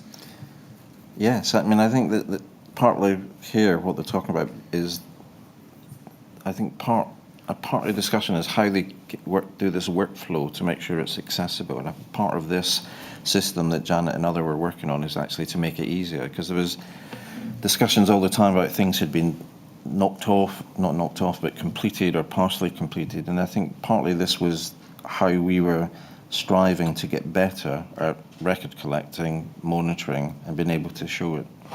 Right. Was an audit trail put in place? I think eventually there was. I mean, I should be clear with you. Janice Ray told us that the workflow, the W2 system, was operational as of August 2013, so a little bit later, the same year. Was that the audit trail, or was there some other wider process? I can't confirm that. Right. I mean, was a system put in place where, rather than just, as it were, crunching the numbers, somebody could look holistically at the position with outstanding items, not only building by building, but across the whole stock, look at the health and safety risks presented by what is outstanding, and form a view? I can't recall. Can we look at paragraph 11 of the same document, which is on page 6? Legal issues. As outlined above, to comply with fire safety legislation, specifically the Regulatory Reform Fire Safety Order 2005, responsible persons must not just ensure that suitable and sufficient FRAs are carried out in the communal areas of all residential blocks, but also that significant findings highlighted in the FRA action plan are progressed with the necessary degree of priority. And then over the page at 11.2, failure, let's get to that, failure to comply could result in residents being exposed to an elevated fire risk. Additionally, the TMO and Rbkc would leave themselves exposed to enforcement action being taken by the LFB, bad publicity, etc. Do you agree that that made it clear, if it wasn't already clear, that insufficient action by the TMO in dealing with FRA items or fire safety in general could lead to an elevated fire safety risk for its residents? Yes. Yes. And it was therefore critical, do you agree, that the TMO acted as swiftly as reasonably possible in respect of FRA actions and fire safety generally? Yes. And there could be no doubt about that from this document? No. No. Now let's go to TMO 1000324, please.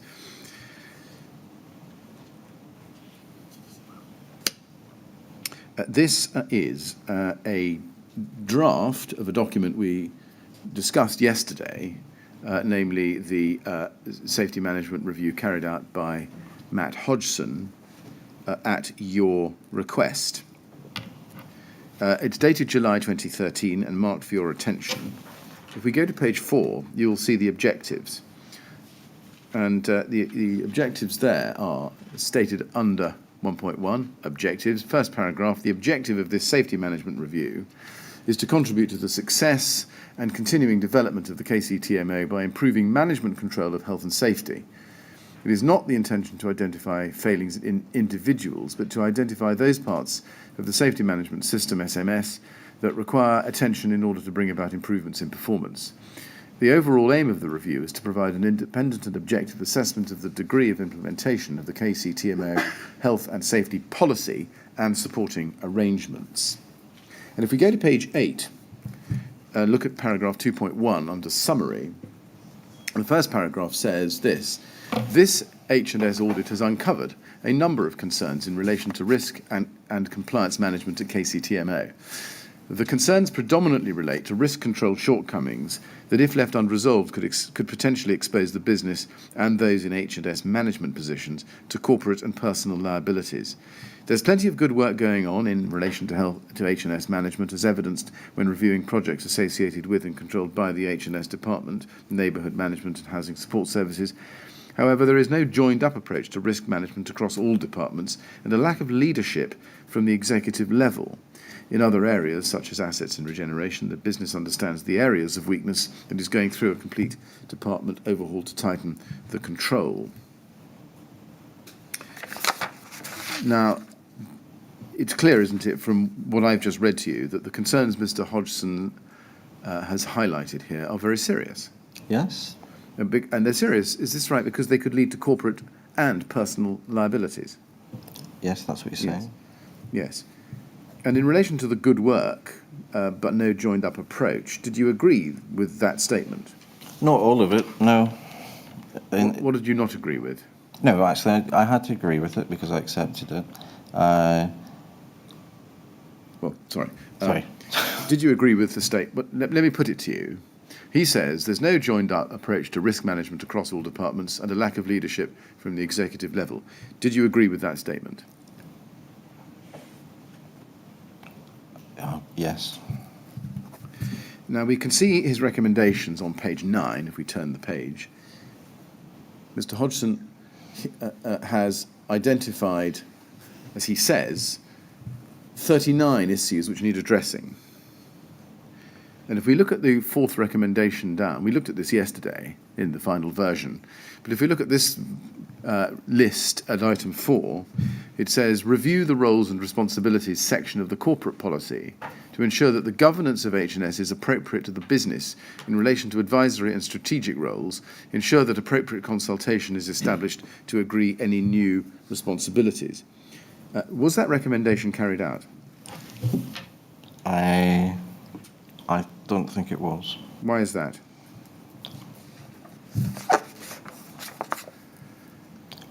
Sorry, I can't recall. Fire risk assessment, specifically, is covered at page 33. Can we please go there? Page 33. And you can see the heading, fire risk assessment.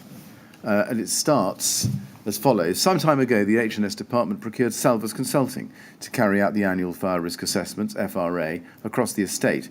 Over time, the business became dissatisfied with Salvers and changed providers to Carl Stokes and Associates. The business had a good working relation with Carl Stokes and similarly with the local fire authority who Janice Ray regularly meets with. Now, it goes on after identifying the numbers within the estate as follows. Keystone is not up to date with FRA reports, so it's not possible to assess how compliant the business is with regards current FRA reports. One issue that is known and can be measured is the volume of outstanding FRA actions created in the reports held. The FRA report actions get pushed out to one of 3 locations: assets and regeneration, neighbourhood and repairs. There are currently somewhere between 900 and 1,000 outstanding FRA actions. Janice Ray has established a spreadsheet showing departmental progress and hosts meetings to discuss progress. Were you aware of that volume of outstanding FRA actions at that time? Yes. You were. Did it not set alarm bells ringing with you? Yes. Can you explain how such a number had been allowed to accrue? I can't remember specifically, but it would be through assets and regeneration mostly rather than neighbourhood, I think.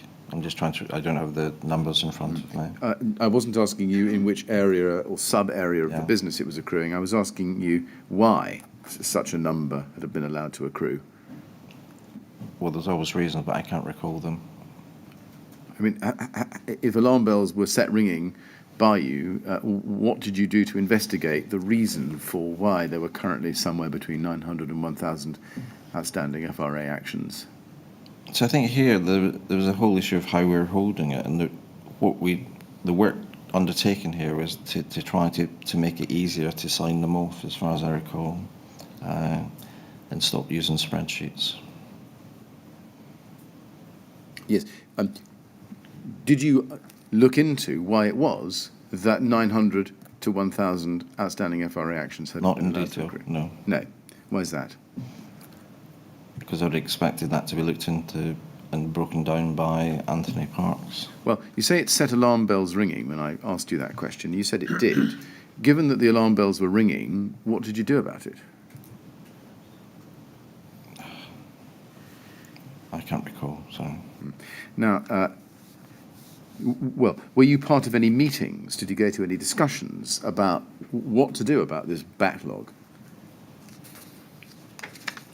I can't recall the discussions we had after this, sorry. Right. I mean, do you remember anything about what you did after receipt of this draft in July 2013 to resolve the issue of outstanding FRAs?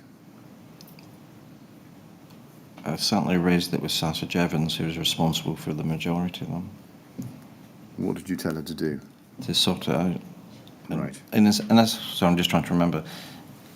I'm not sure if it's at this stage we're having considerable problems with a contractor. Is it RGE? Who I think, actually, I'm not sure now or later, we're in dispute with them in terms of contract. And that was causing us problems in terms of actually they weren't picking up that work. You see, But I can't remember, sorry. no, I mean, you see, this is a report which you'd commissioned and which comes to you. Admittedly, it's a draft. It gives you an up-to-date position in relation to outstanding FRA items in relation to fire risk assessments, which set alarm bells ringing. What I'm interested to know is why you then didn't personally take steps and involve yourself, even to the extent of making sure that you put in place a satisfactory system of getting that volume down and then monitoring it regularly. So I think following this, there was a sort of a management plan put in place, but I can't recall, sorry. Now, the final paragraph on this page, which we need to scroll down to, says this: the fire legislation requires the business to appoint a responsible person, can be a number of people who have taken the responsibility to manage the fire risk process end to end. Note those words, end to end. This person should be competent to fulfill this role and have the resources to achieve the objectives. According to the FRA reports, this role has been given to the Chief Exec of the Royal Borough. It is the opinion of the auditor that this appointment is inappropriate and probably not a formal designation. Did you agree with the conclusion that the Chief Executive of the Royal Borough, who I believe was Nick Holgate, Yeah. yes, was not an appropriate person to manage the fire risk process end to end? No. You did. Oh, yeah, sorry. You did agree. Sorry, You agree with the apologies. conclusion, yes. Yeah. Do you know how it had come about that he was the responsible person? No. I don't quite understand it. Did Mr. Holgate even know that he was the responsible person under the RRO? Do you know? No, I don't know if this is back to where we had joint responsibility, if that's where this came up. I'm just trying to remember. But it obviously wasn't him specifically, no. No. I mean, from your own knowledge at the time, can you tell us whether Mr. Holgate even knew that he was the responsible person? No, I don't think Mr. Holgate knew he'd be the responsible person. Then, if we go to the next page, page 34, please, we can see the suggested action. Item 30 is the last item in that box. Reassign the FRA responsible person role with the TMO and provide any required training and additional resource to allow for the role to be effective. Was that done? I can't recall. Right. We don't see any particular evidence that it was. Can you explain why that is? No. Was the consequence that no one was in fact given the responsibility to manage the fire risk process end to end, as Mr. Hodgson recommends?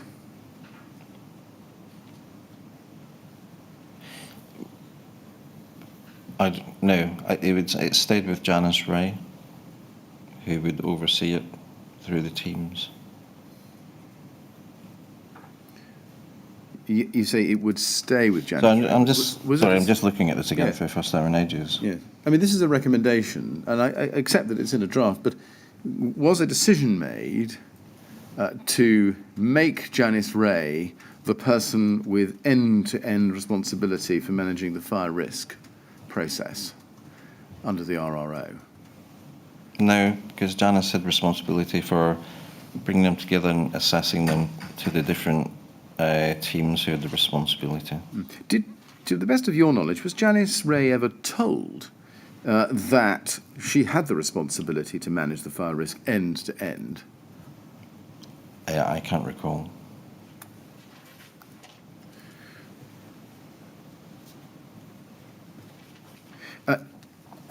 let's go to TMO 100003399.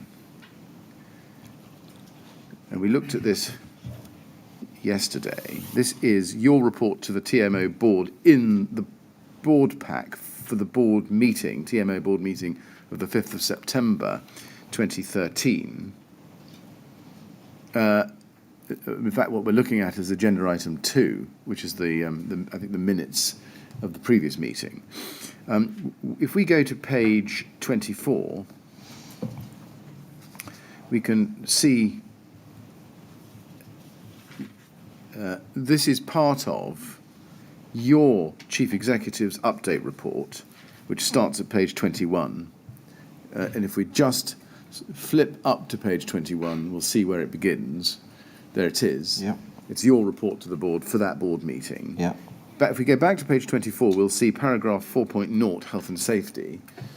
You see that there? Yeah. And it says, the health and safety consultant, Matt Hodgson, has completed an initial report on health and safety, H&S, within the organisation using an industry standard HSG65 format. An action plan is being prepared and will be incorporated in the final report. This will be brought to the next board meeting. And then in the third paragraph, you say, work has been continuing on the action plan items arising from the internal audit report. The actions to be implemented by June were all completed on time and the W2 workflow introduced a month early on the 1st of August. The remaining 2 action points to be completed in September are on track. Now, we see no mention here of any of the issues raised in the July draft Hodgson report, do we? Not specifically. I don't know if it went to the board, the actual... I can't recall. Because usually that... I would have thought it would got, the whole report would have gone to the board. Right, but we're at the stage... This is the 5th of September. I think the final version was a few days, or perhaps a week or two later than this. So it's the July draft of the Matt Hodgson report that is still in its form I've just shown you. Do you accept that no mention is made here by you of any of the problems identified by Matt Hodgson in his draft July report? Yes. Why is that? Because I think it's in... We were waiting for the final one, and then an action plan would be prepared. Why did you not mention any of the issues, particularly about potential exposure of the business to corporate and personal liabilities? I can't recall. Or the absence of a joined-up approach and the lack of leadership from the executive? I can't recall. Or the fact that an inappropriate person had been appointed as the responsible person under the applicable legislation? I can't recall. I mean, were those matters not important for your board to know, even though Yes. this was a draft? Yes. I don't know. What I don't know if there's a... Because you're showing me one paper, I don't know if there's a further paper with it, so that in a sense it's an update. What I don't know if there's a further paper that comes along goes into more detail. Well, do you remember? I can't recall at the No, moment. I don't blame you for not being able to remember. It's 8 years ago. Yeah. But as a matter of the document, you've reported to the board that Mr. Hodgson has completed an initial report. That's the draft we've seen. Yeah. And that there'll be a final report. You say that. Yeah. We see no shred of any hint of any of the difficulties he's identified in your organisation. And I'm just asking you why that is. Probably because I was waiting for the final report. But was it not important for the board to be kept up to speed, even though it's a draft?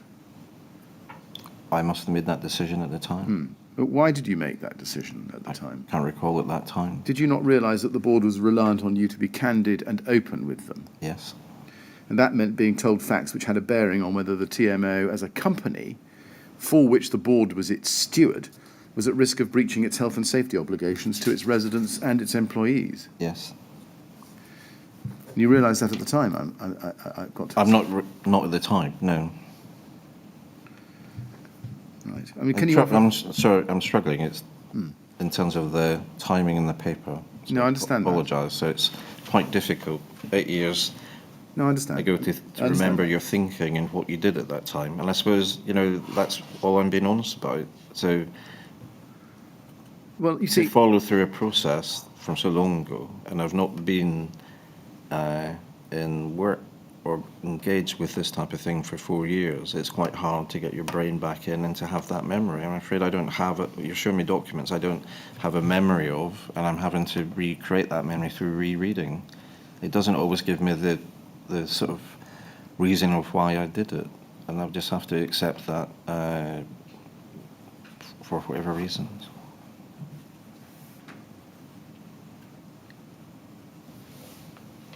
now, if we go to TMO 00849,798,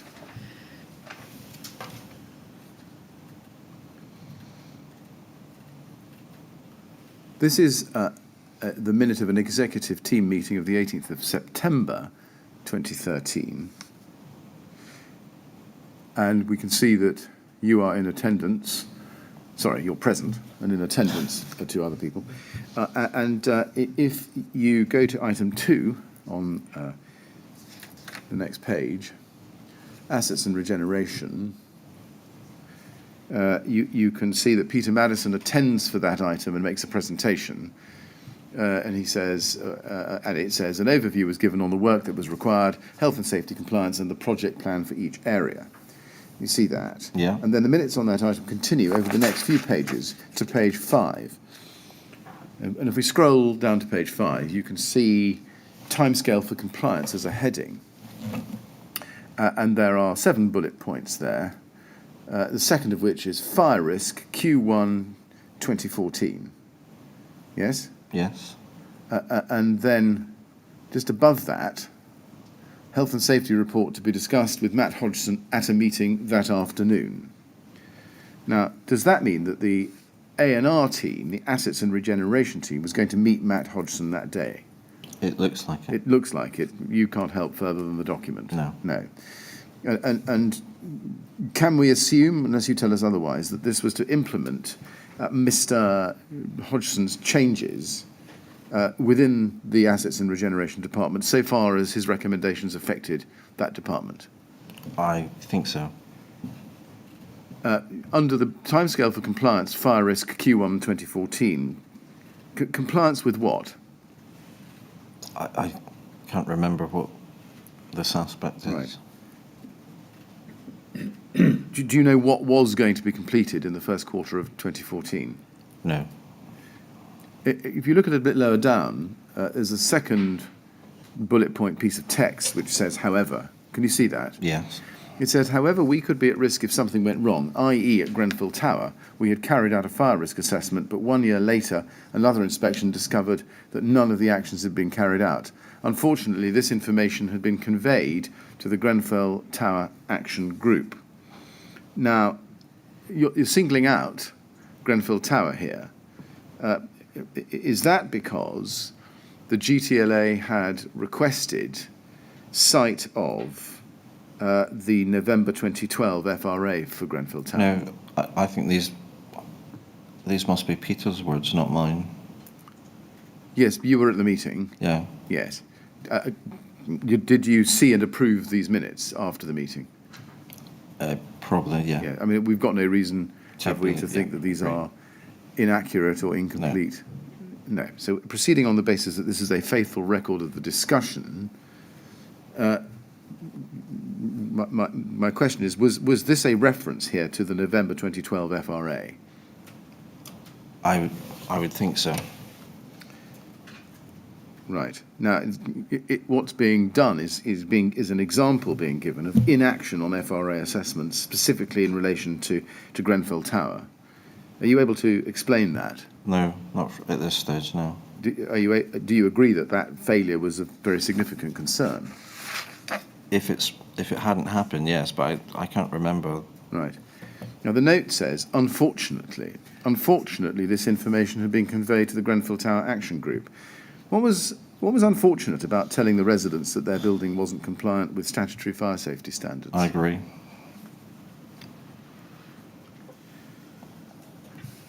I think it's not a great minute. Well, it's not a great minute because it reveals an attitude, doesn't it, of not wanting to be candid with the people living in your buildings. No, I don't think so. I mean, I think I picked up sometimes that Peter was uncomfortable with this information being released, which I just think reflected on that actually sometimes his department hadn't completed the work. This is not my opinion, and actually, so. Well, why was it unfortunate? Well, I think Peter thought it was unfortunate because it exposed that some work hadn't been done. I think, that in a sense, I think there's some other information later that Peter accepts that actually it showed that some of his team hadn't been doing their job properly, which led him to fundamentally change his team to get things done properly. And it was unfortunate, wasn't it? Because in an ideal world, the TMO would not have wanted to convey that information to those living in the building. I don't accept that. I can understand where you're coming from reading this, but that is not what or how I wanted to behave or to lead to that situation. Now, if we go down to page 6, please, we can see the penultimate bullet point in that list. Consideration also to be given, this is the top of your screen, consideration also to be given to what would be taken back to board in November, as we had made a commitment to bring back Matt Hodgson's report and an action plan. Yes. What consideration was being discussed there? Well, I think it's what goes into the action plan to take forward.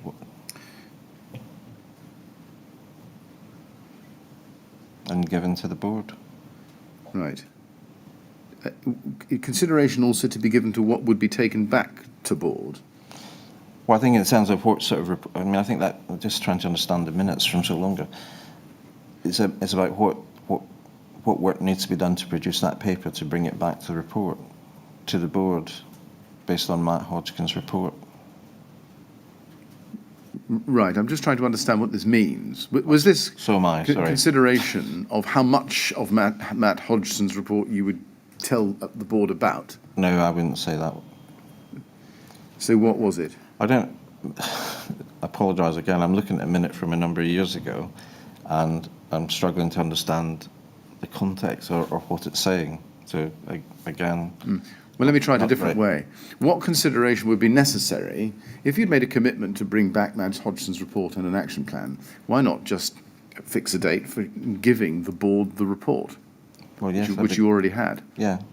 So what consideration was necessary? I don't know. You're picking on one word, which is fine. I just see it as consideration. You're thinking, what are we going to take back to the board? I don't see it as concealment or what. It's just a word. Now, if we look at the final bullet point, clienting of fire risk assessments had been taken over by A&R, which were due to be completed by mid-October. What did that mean? I don't know. No. No, because it doesn't mean that they are taking over the role of health and safety. Well, that's rather what I was asking you. Well, that's what I'm saying. It's not what happened or is going to happen. I mean, to be fair, was the proposal, and one possibility, help me here, was that A&R, Assets and Regeneration, would take over completion of actions from FRAs? Yes, I think it could be that. I mean, I'm suggesting that to you, but is that correct factually? Was that the proposal? Well, I would think, yes. Because, as you say, overall responsibility for FRAs rested with Janice Ray. Yes. Now, can we turn to a different topic, which is the Grenfell Deficiency Notice of March 2014 we discussed earlier. It's at TMO 100023343. And we looked at this yesterday, so I'm going to take this quite quickly. We saw that this notice specified a number of breaches of the Fire Safety Order, RRO, in the schedule attached at page 3. And I showed you these. At 11.1, 17.1, Article 21. The first two are in part at least about the AOV, and 21 about fire safety training. Do you remember when you were first made aware of this notice of deficiency? We touched on this yesterday, and I don't think you could help us, but... No, I couldn't. I'm Right. sorry. You see, we've seen no email or communication by which this document was sent to you. Are you able to tell us how it did come to you? I can't recall.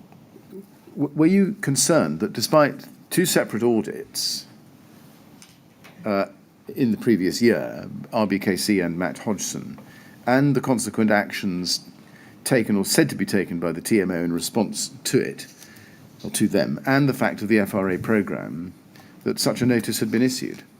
Yes. Did it make you think that the fire risk assessment system wasn't working properly? No, it made me, I mean, looking at it now, it made me think actually the contractors who are supposed to be providing the service aren't performed well, and therefore actually, and that was the key problem. What made you think that? Because things aren't working. They should be fixed. They should be sorted in line with their contract.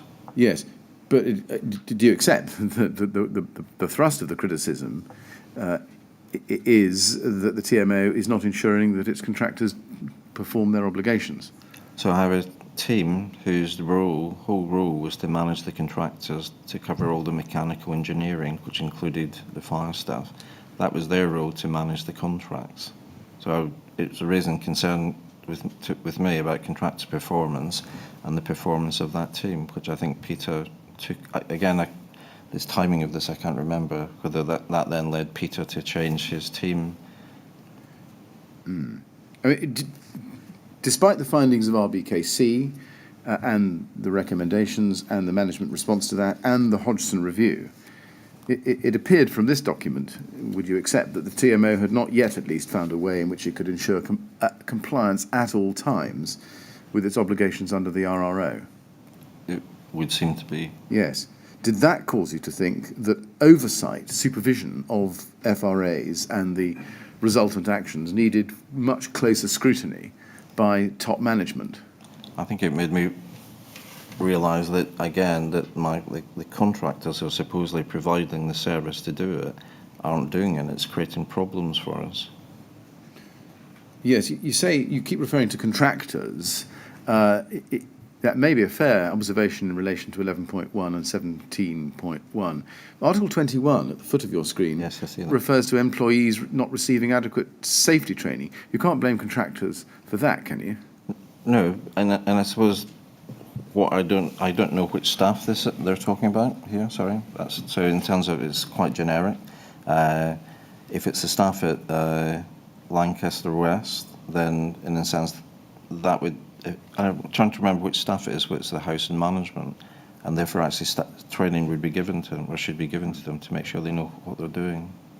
But your instinct is to say that it's the contractors creating problems for you, but doesn't this reveal that the TMO should have realised before receiving this notice of deficiency that the contractors were not performing their contractual obligations so as to keep the TMO in compliance with the RRO? Could you say that again? Yes. Doesn't this document, in all of its points I'm showing you on the screen, reveal that the TMO ought to have realised, before they saw this document, that its contractors were not performing their contractual obligations so as to keep the TMO compliant with the RRO? Yes. Yes. And that meant, didn't it, surely, that oversight of FRAs needed far closer scrutiny within the TMO by top management? Yes. Yes.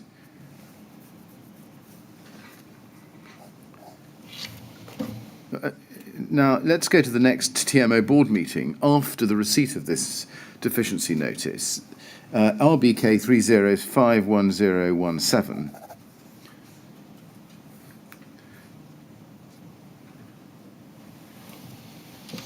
This is for the board meeting of the 22nd of May 2014, so that's beyond Q1 2014 that we saw in the earlier document. If we go to page 27, we can see within this board pack for that meeting, report, which starts on that page there. And if we go to page 28, we could see the rest of the start of it. And then 29 is where it starts in earnest. We've looked through this document. We can see reference to the Grenfell Tower refurbishment on page 29, but we don't see anything about the Grenfell Tower deficiency notice. Can you explain why there was no mention in your report about the Grenfell Tower deficiency notice? No, I can't explain that. It should have been there, shouldn't it? I would have thought so if I knew about it and been told about it. Yes, and obviously it was essential, wasn't it, for the TMO board to be told about a deficiency notice from the LFB? Yes, But we don't see that you did so here. I accept that. Were you deliberately keeping that fact No. from the board? So don't. what's the explanation? I don't. I have no answers to that. Next document I'd like to show you is the TMO Health and Safety Annual Report 2014 to 15. We will find this at TMO 100031069.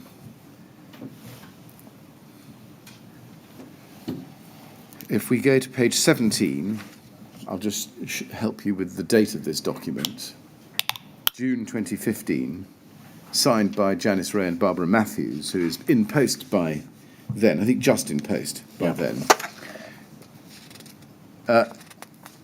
Now, if we go back in the document to page 5 and look, please, at paragraph 6.9, fire risk assessments, you can see that there is, in the middle of the screen, a box called, with the title, Overall Breakdown of FRA Actions as at 1st of April 2015. And if you look at the overall breakdown, in total, there are 1,421, of which 762 were fully completed as at that date, 71 were partially completed as at that date, and 588 were outstanding as at that date. Yes? Yes. And do you agree that that was a significant proportion of outstanding FRA action? 659 in total out of 1,421. I mean, I consider, I don't know in terms of what's delaying the partially completed ones, in terms of, because there may be reasons behind that. Yes, there may be reasons. I can see the outstanding ones as 588, yes. Yes. So they'd come down from the previous ones we'd been looking at. Yes.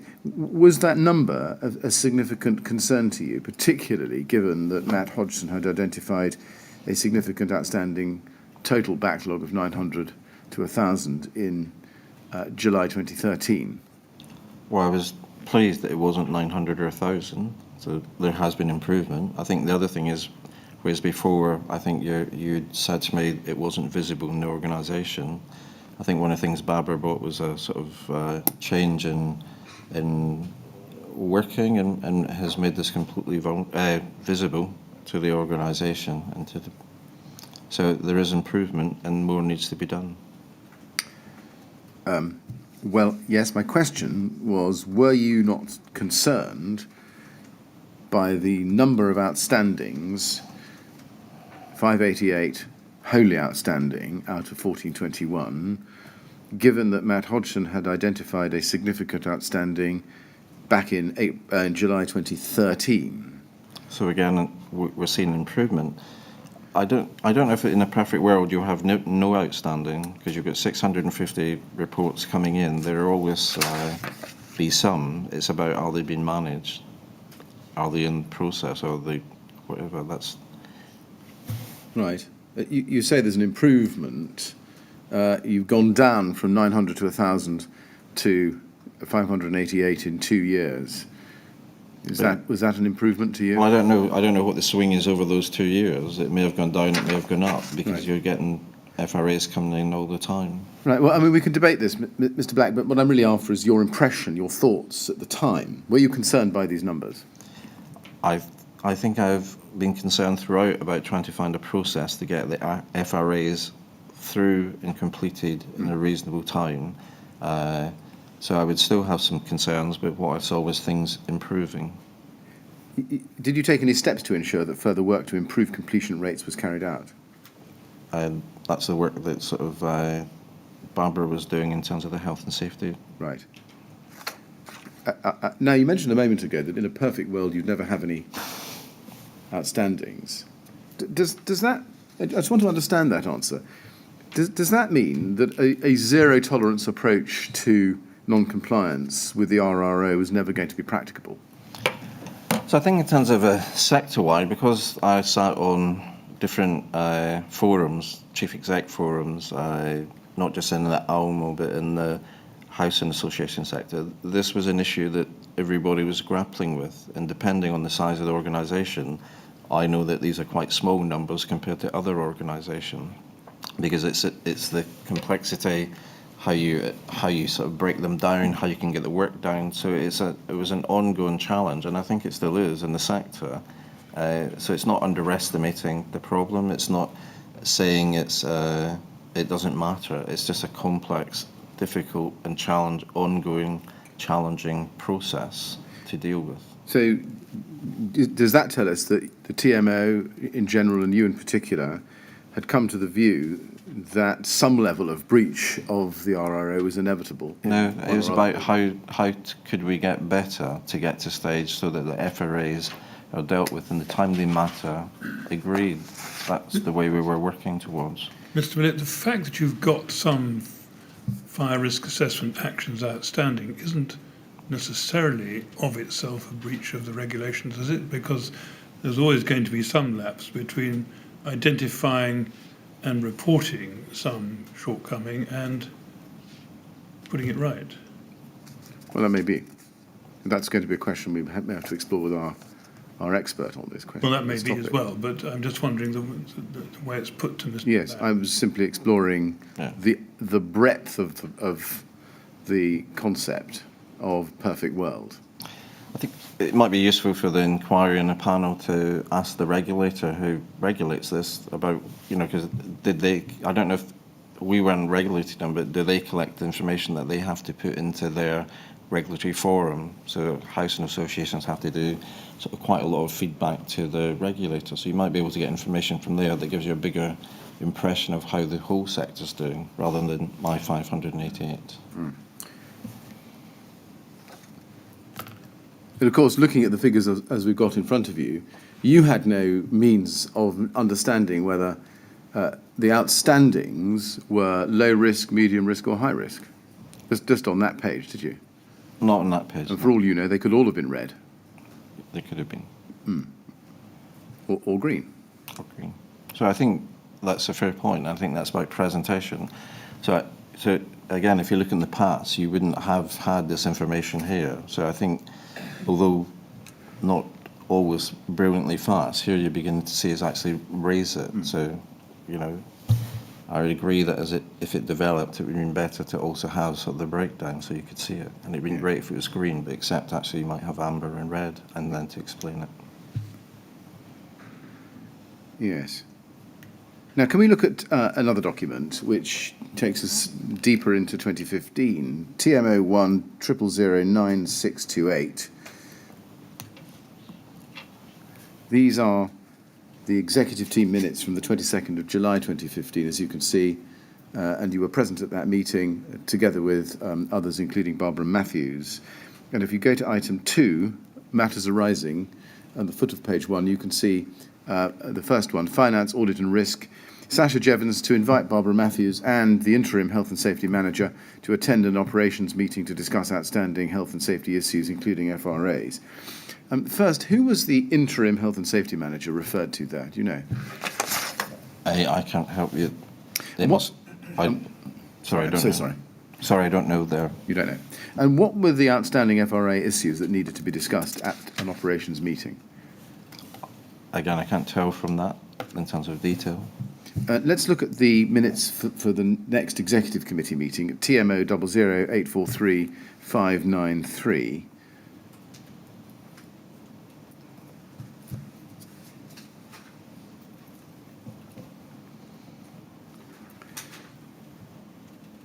We can see that again you were present, as was Barbara Matthews. And if we go to item 3 on page 2, top of the page, you can see that there's a response Adair Tower. Yeah. And you will recall, because we discussed it yesterday, not least, that this relates to the fire at Adair Tower on the 31st of October 2015. Yeah.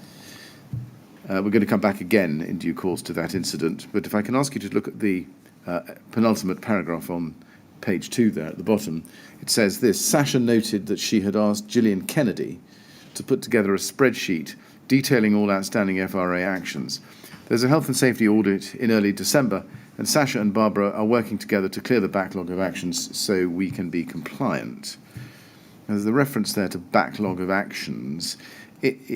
Clearly there was still a backlog of actions at that point, yes? It seems to say that, yes. Yes. And that the executive team were concerned that that backlog might be picked up in the forthcoming audit. Or it's in Sasha's department. She knows an audit's coming up, and she's focusing her staff's mind on what the auditor will look at. So in terms of its preparation, audit, these are planned audits, so she would know it's happening. So in terms of actually, as an executive director, my expectation, if you knew you were having an audit, you should be having a look at what they're going to audit and make sure you're prepared for it.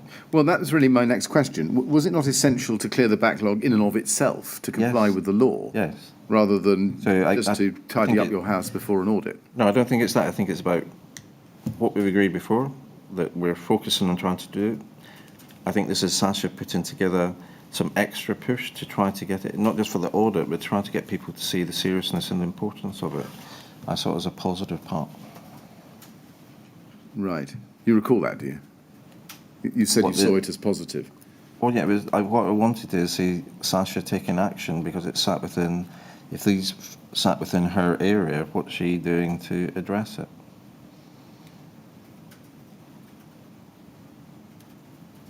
I'm just asking you about the wording of the note, you see, because it suggests that Sasha and Barbara were working together to clear the backlog of actions for the purposes of the audit. I think you could look at it that way, and I could look at the way I've said to you. Let's look at the audit and what it says. This is at Rbkc 50531.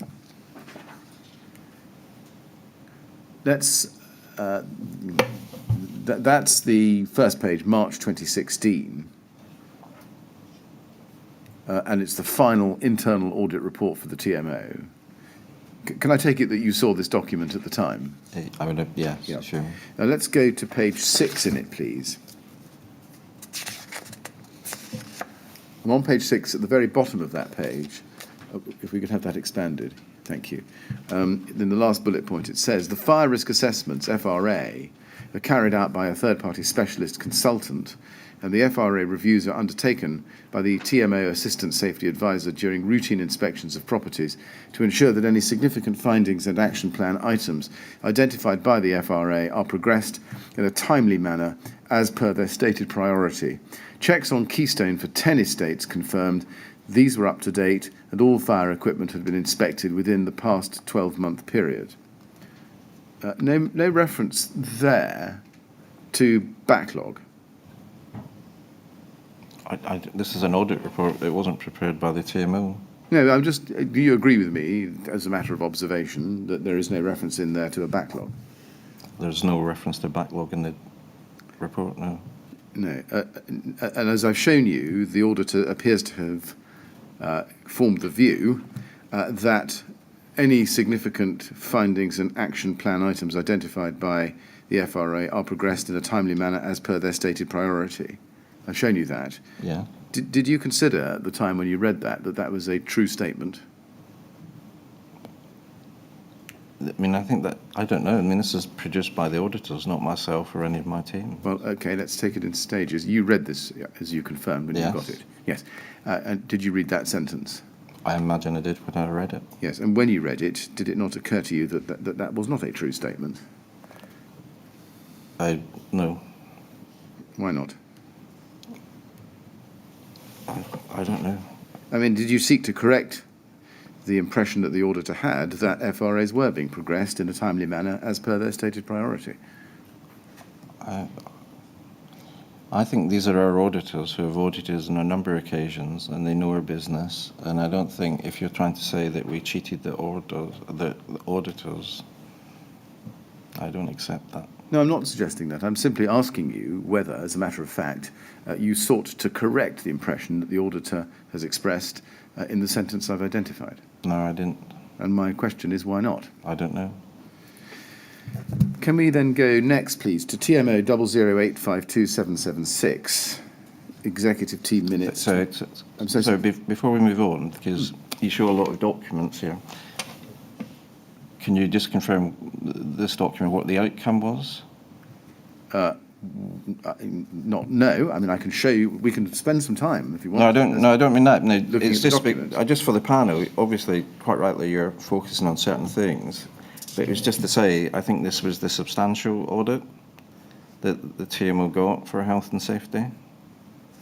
Well, I see. I mean, if you want to move on, I recognise that it's just so the panel can see there was progression. There may still be weaknesses, but in terms of actually there was progression by our internal audit in terms of health and safety about what we did.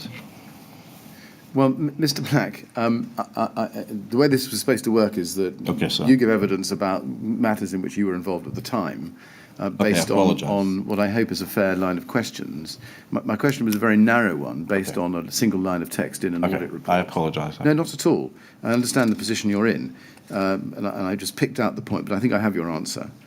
And obviously, if it's an unfair question based on further material, we can, of course... No, sorry, just sometimes it's getting tiring and just following one line sort of a question, you forget. Well, sometimes I forget. We can take a break. No, I think I'd rather finish it at lunchtime. But it was just a sort of moment. I understand. Yeah, all right. Let's then look at the next document, which is TMO 008527776.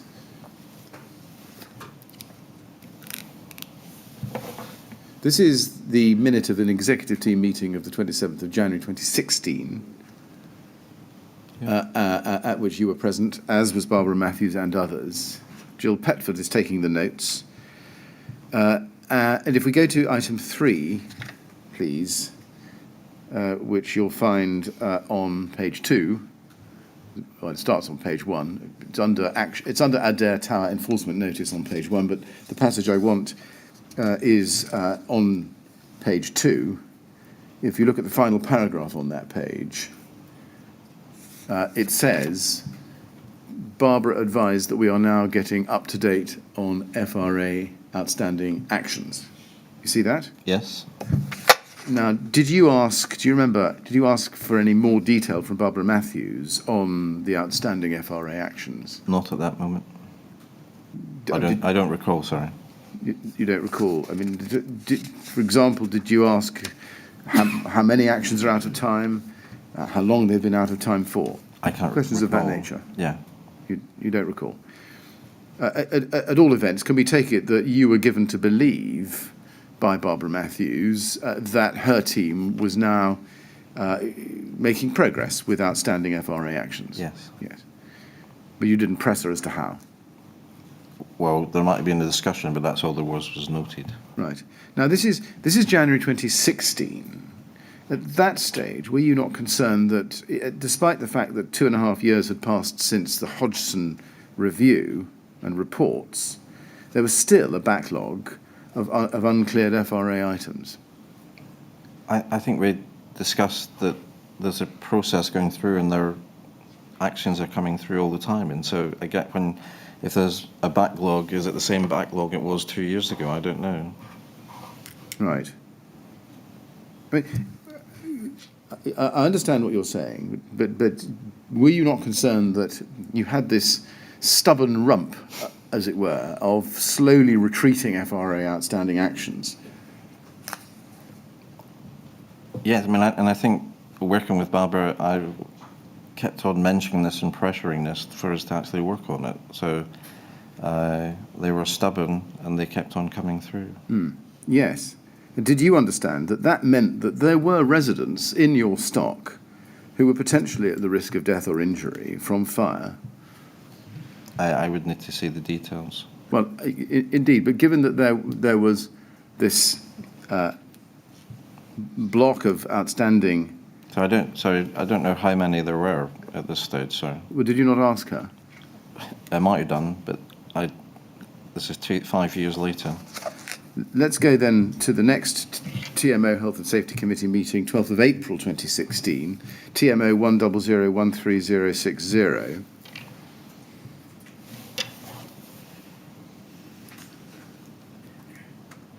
We can see that these are the minutes of that meeting, Health and Safety Committee meeting. We can see that Barbara Matthews was present. You, I think, were not.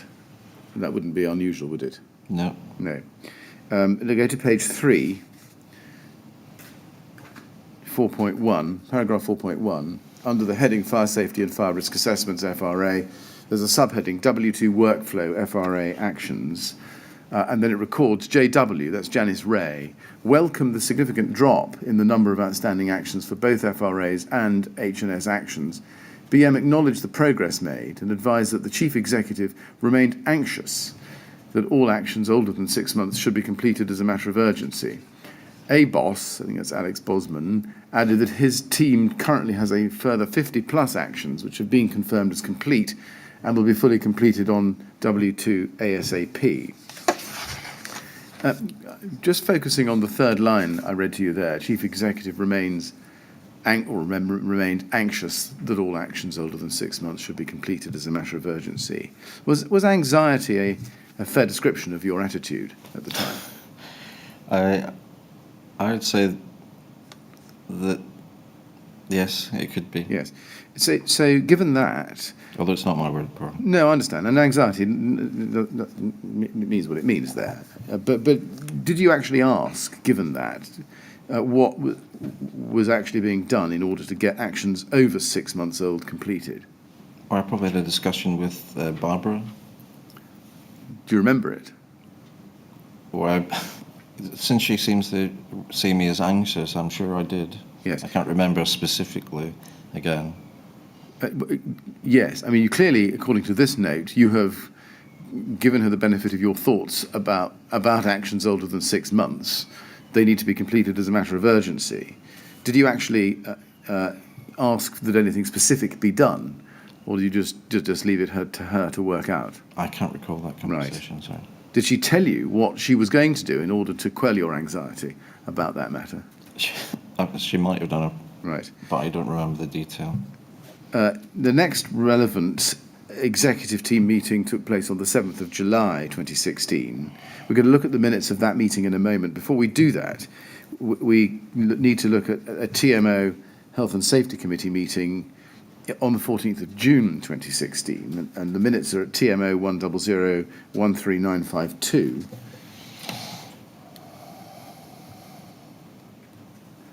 We can see there who was there and the date of that meeting. If we go please to page 3, paragraph 4.1 again, they're usually in 4.1, FRA actions, BM noted the good progress being made with these. However, the Chief Executive is anxious to have all older actions completed as a matter of priority. So again, we see your noted anxiety on having older actions completed. This is 2 months after the first indication of this we've seen in the in the minutes of the Health and Safety Committee meetings. Do you know why nothing had been done to soothe your anxiety about uncompleted FRA actions, even 2 months later? Well, I can't answer it in that.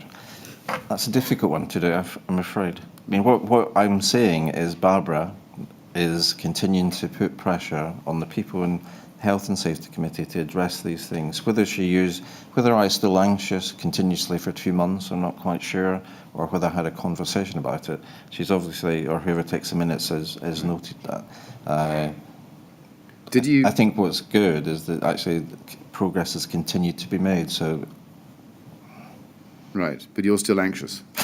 Yes. Been anxious for quite a while. Yes. Well, did you consider whether there were sufficient resources being allocated to bring all FRA actions up to date far sooner, and in particular the older ones? Well, again, if Barbara had come to me and said you need some money to do a quick clean-up of things, then I'm sure we would have been able to do it. But also Barbara was my finance director as well. She knew where all the money was, so she could have actually suggested it as well. Right. And did anybody indicate what the nature of the problem was? I think we've gone through, I think there's a range of problems, and I don't know them all individually consistently from 5 years ago. Did anybody tell you that it was a problem with contractors or a problem in... I can't recall at this moment in time. Right. Did anybody suggest to you that this was a problem of resourcing? Did Barbara Matthews say to you... No, I don't think Barbara mentioned resource. I mean in a sense, resource, so there's always scarce resources, but if this was the... If there's a request to do resources, then I would have looked at it. What I pick up from a very short note is actually improvements are being put in place. Things are improving, and it's therefore a mix of things. Either my team's doing their job, or the contractors actually doing better. So are we seeing a change? Which I think, in terms of when Peter brought in his new structure, that we had new contractors. Alex was doing quite a lot of things with new contracts, and actually that was seeing the improvement. Yes. That's all I can think of at the moment, I'm afraid. No, I understand that, but what I'm keen to examine is the other side of the coin, which is that notwithstanding the progress being made in the ways you've identified, you remain anxious to have all the older actions completed as a matter of priority. So it looks from this document that you're telling Barbara Matthews that she needs to prioritise the older actions. So even though there are improvements, there remains this stubborn rump, as I call it, of these older outstandings. I'm not sure if you asked Barbara Matthews about this when she was here. I suppose for me, she might just be using my anxiety to keep pressure on people to focus on these. That's right. Well, was it not true that you were anxious? I was anxious. Right. So, given that this is a perpetual problem, what I'm really just seeking to understand is whether you took any steps to get to the real root of it. I think we were getting to the root of it. That's all I've got to say. Let's look at one more document before the break. This is the 7th of July 2016 Executive Team Meetings, TMO 10015934.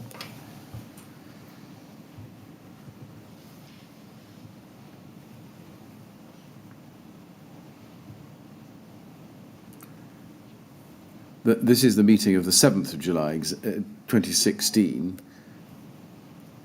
And if you look down, please, at page but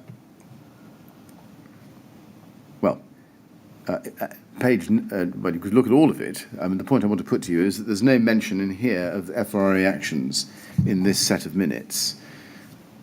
We can scroll down, but take it from me that there isn't. There's also a meeting on the 13th of July, the following week, and the minutes for that are at TMO 008944334. You have that up, please. 894334. And again, take it from me that there is no mention of any FRA actions in this minute. Are you able to explain what happened to FRA actions as an item of interest to the executive team at that point, July 2016? No. No. In fact, we find no further mention in any of the executive team meeting minutes about the number of outstanding FRA items after the 17th of May 2016. Are you able to explain why that is? No. Can we take it from that it was of insufficient interest to the executive team to be a matter for regular discussion? No, I don't think you can take it. So what is the explanation? I've got no explanation at the moment. I can't recall from 5 years ago why they wouldn't come up. So. Mr. Chairman, I hesitate to identify that it might be becoming a habit, but it is only 3 minutes, perhaps, according to one of the clocks, but I'm turning to a different, rather lengthier topic. And it would be a sensible... Well, shall I suggest that it's a good time to have a break? That would be a good suggestion. Yes. Mr. Black, we'll break at this point so we can all get some lunch. Thank you. We'll resume at 2 o'clock, please. And again, I have to ask you not to talk to anyone about your evidence or anything relating to it. Right. Good.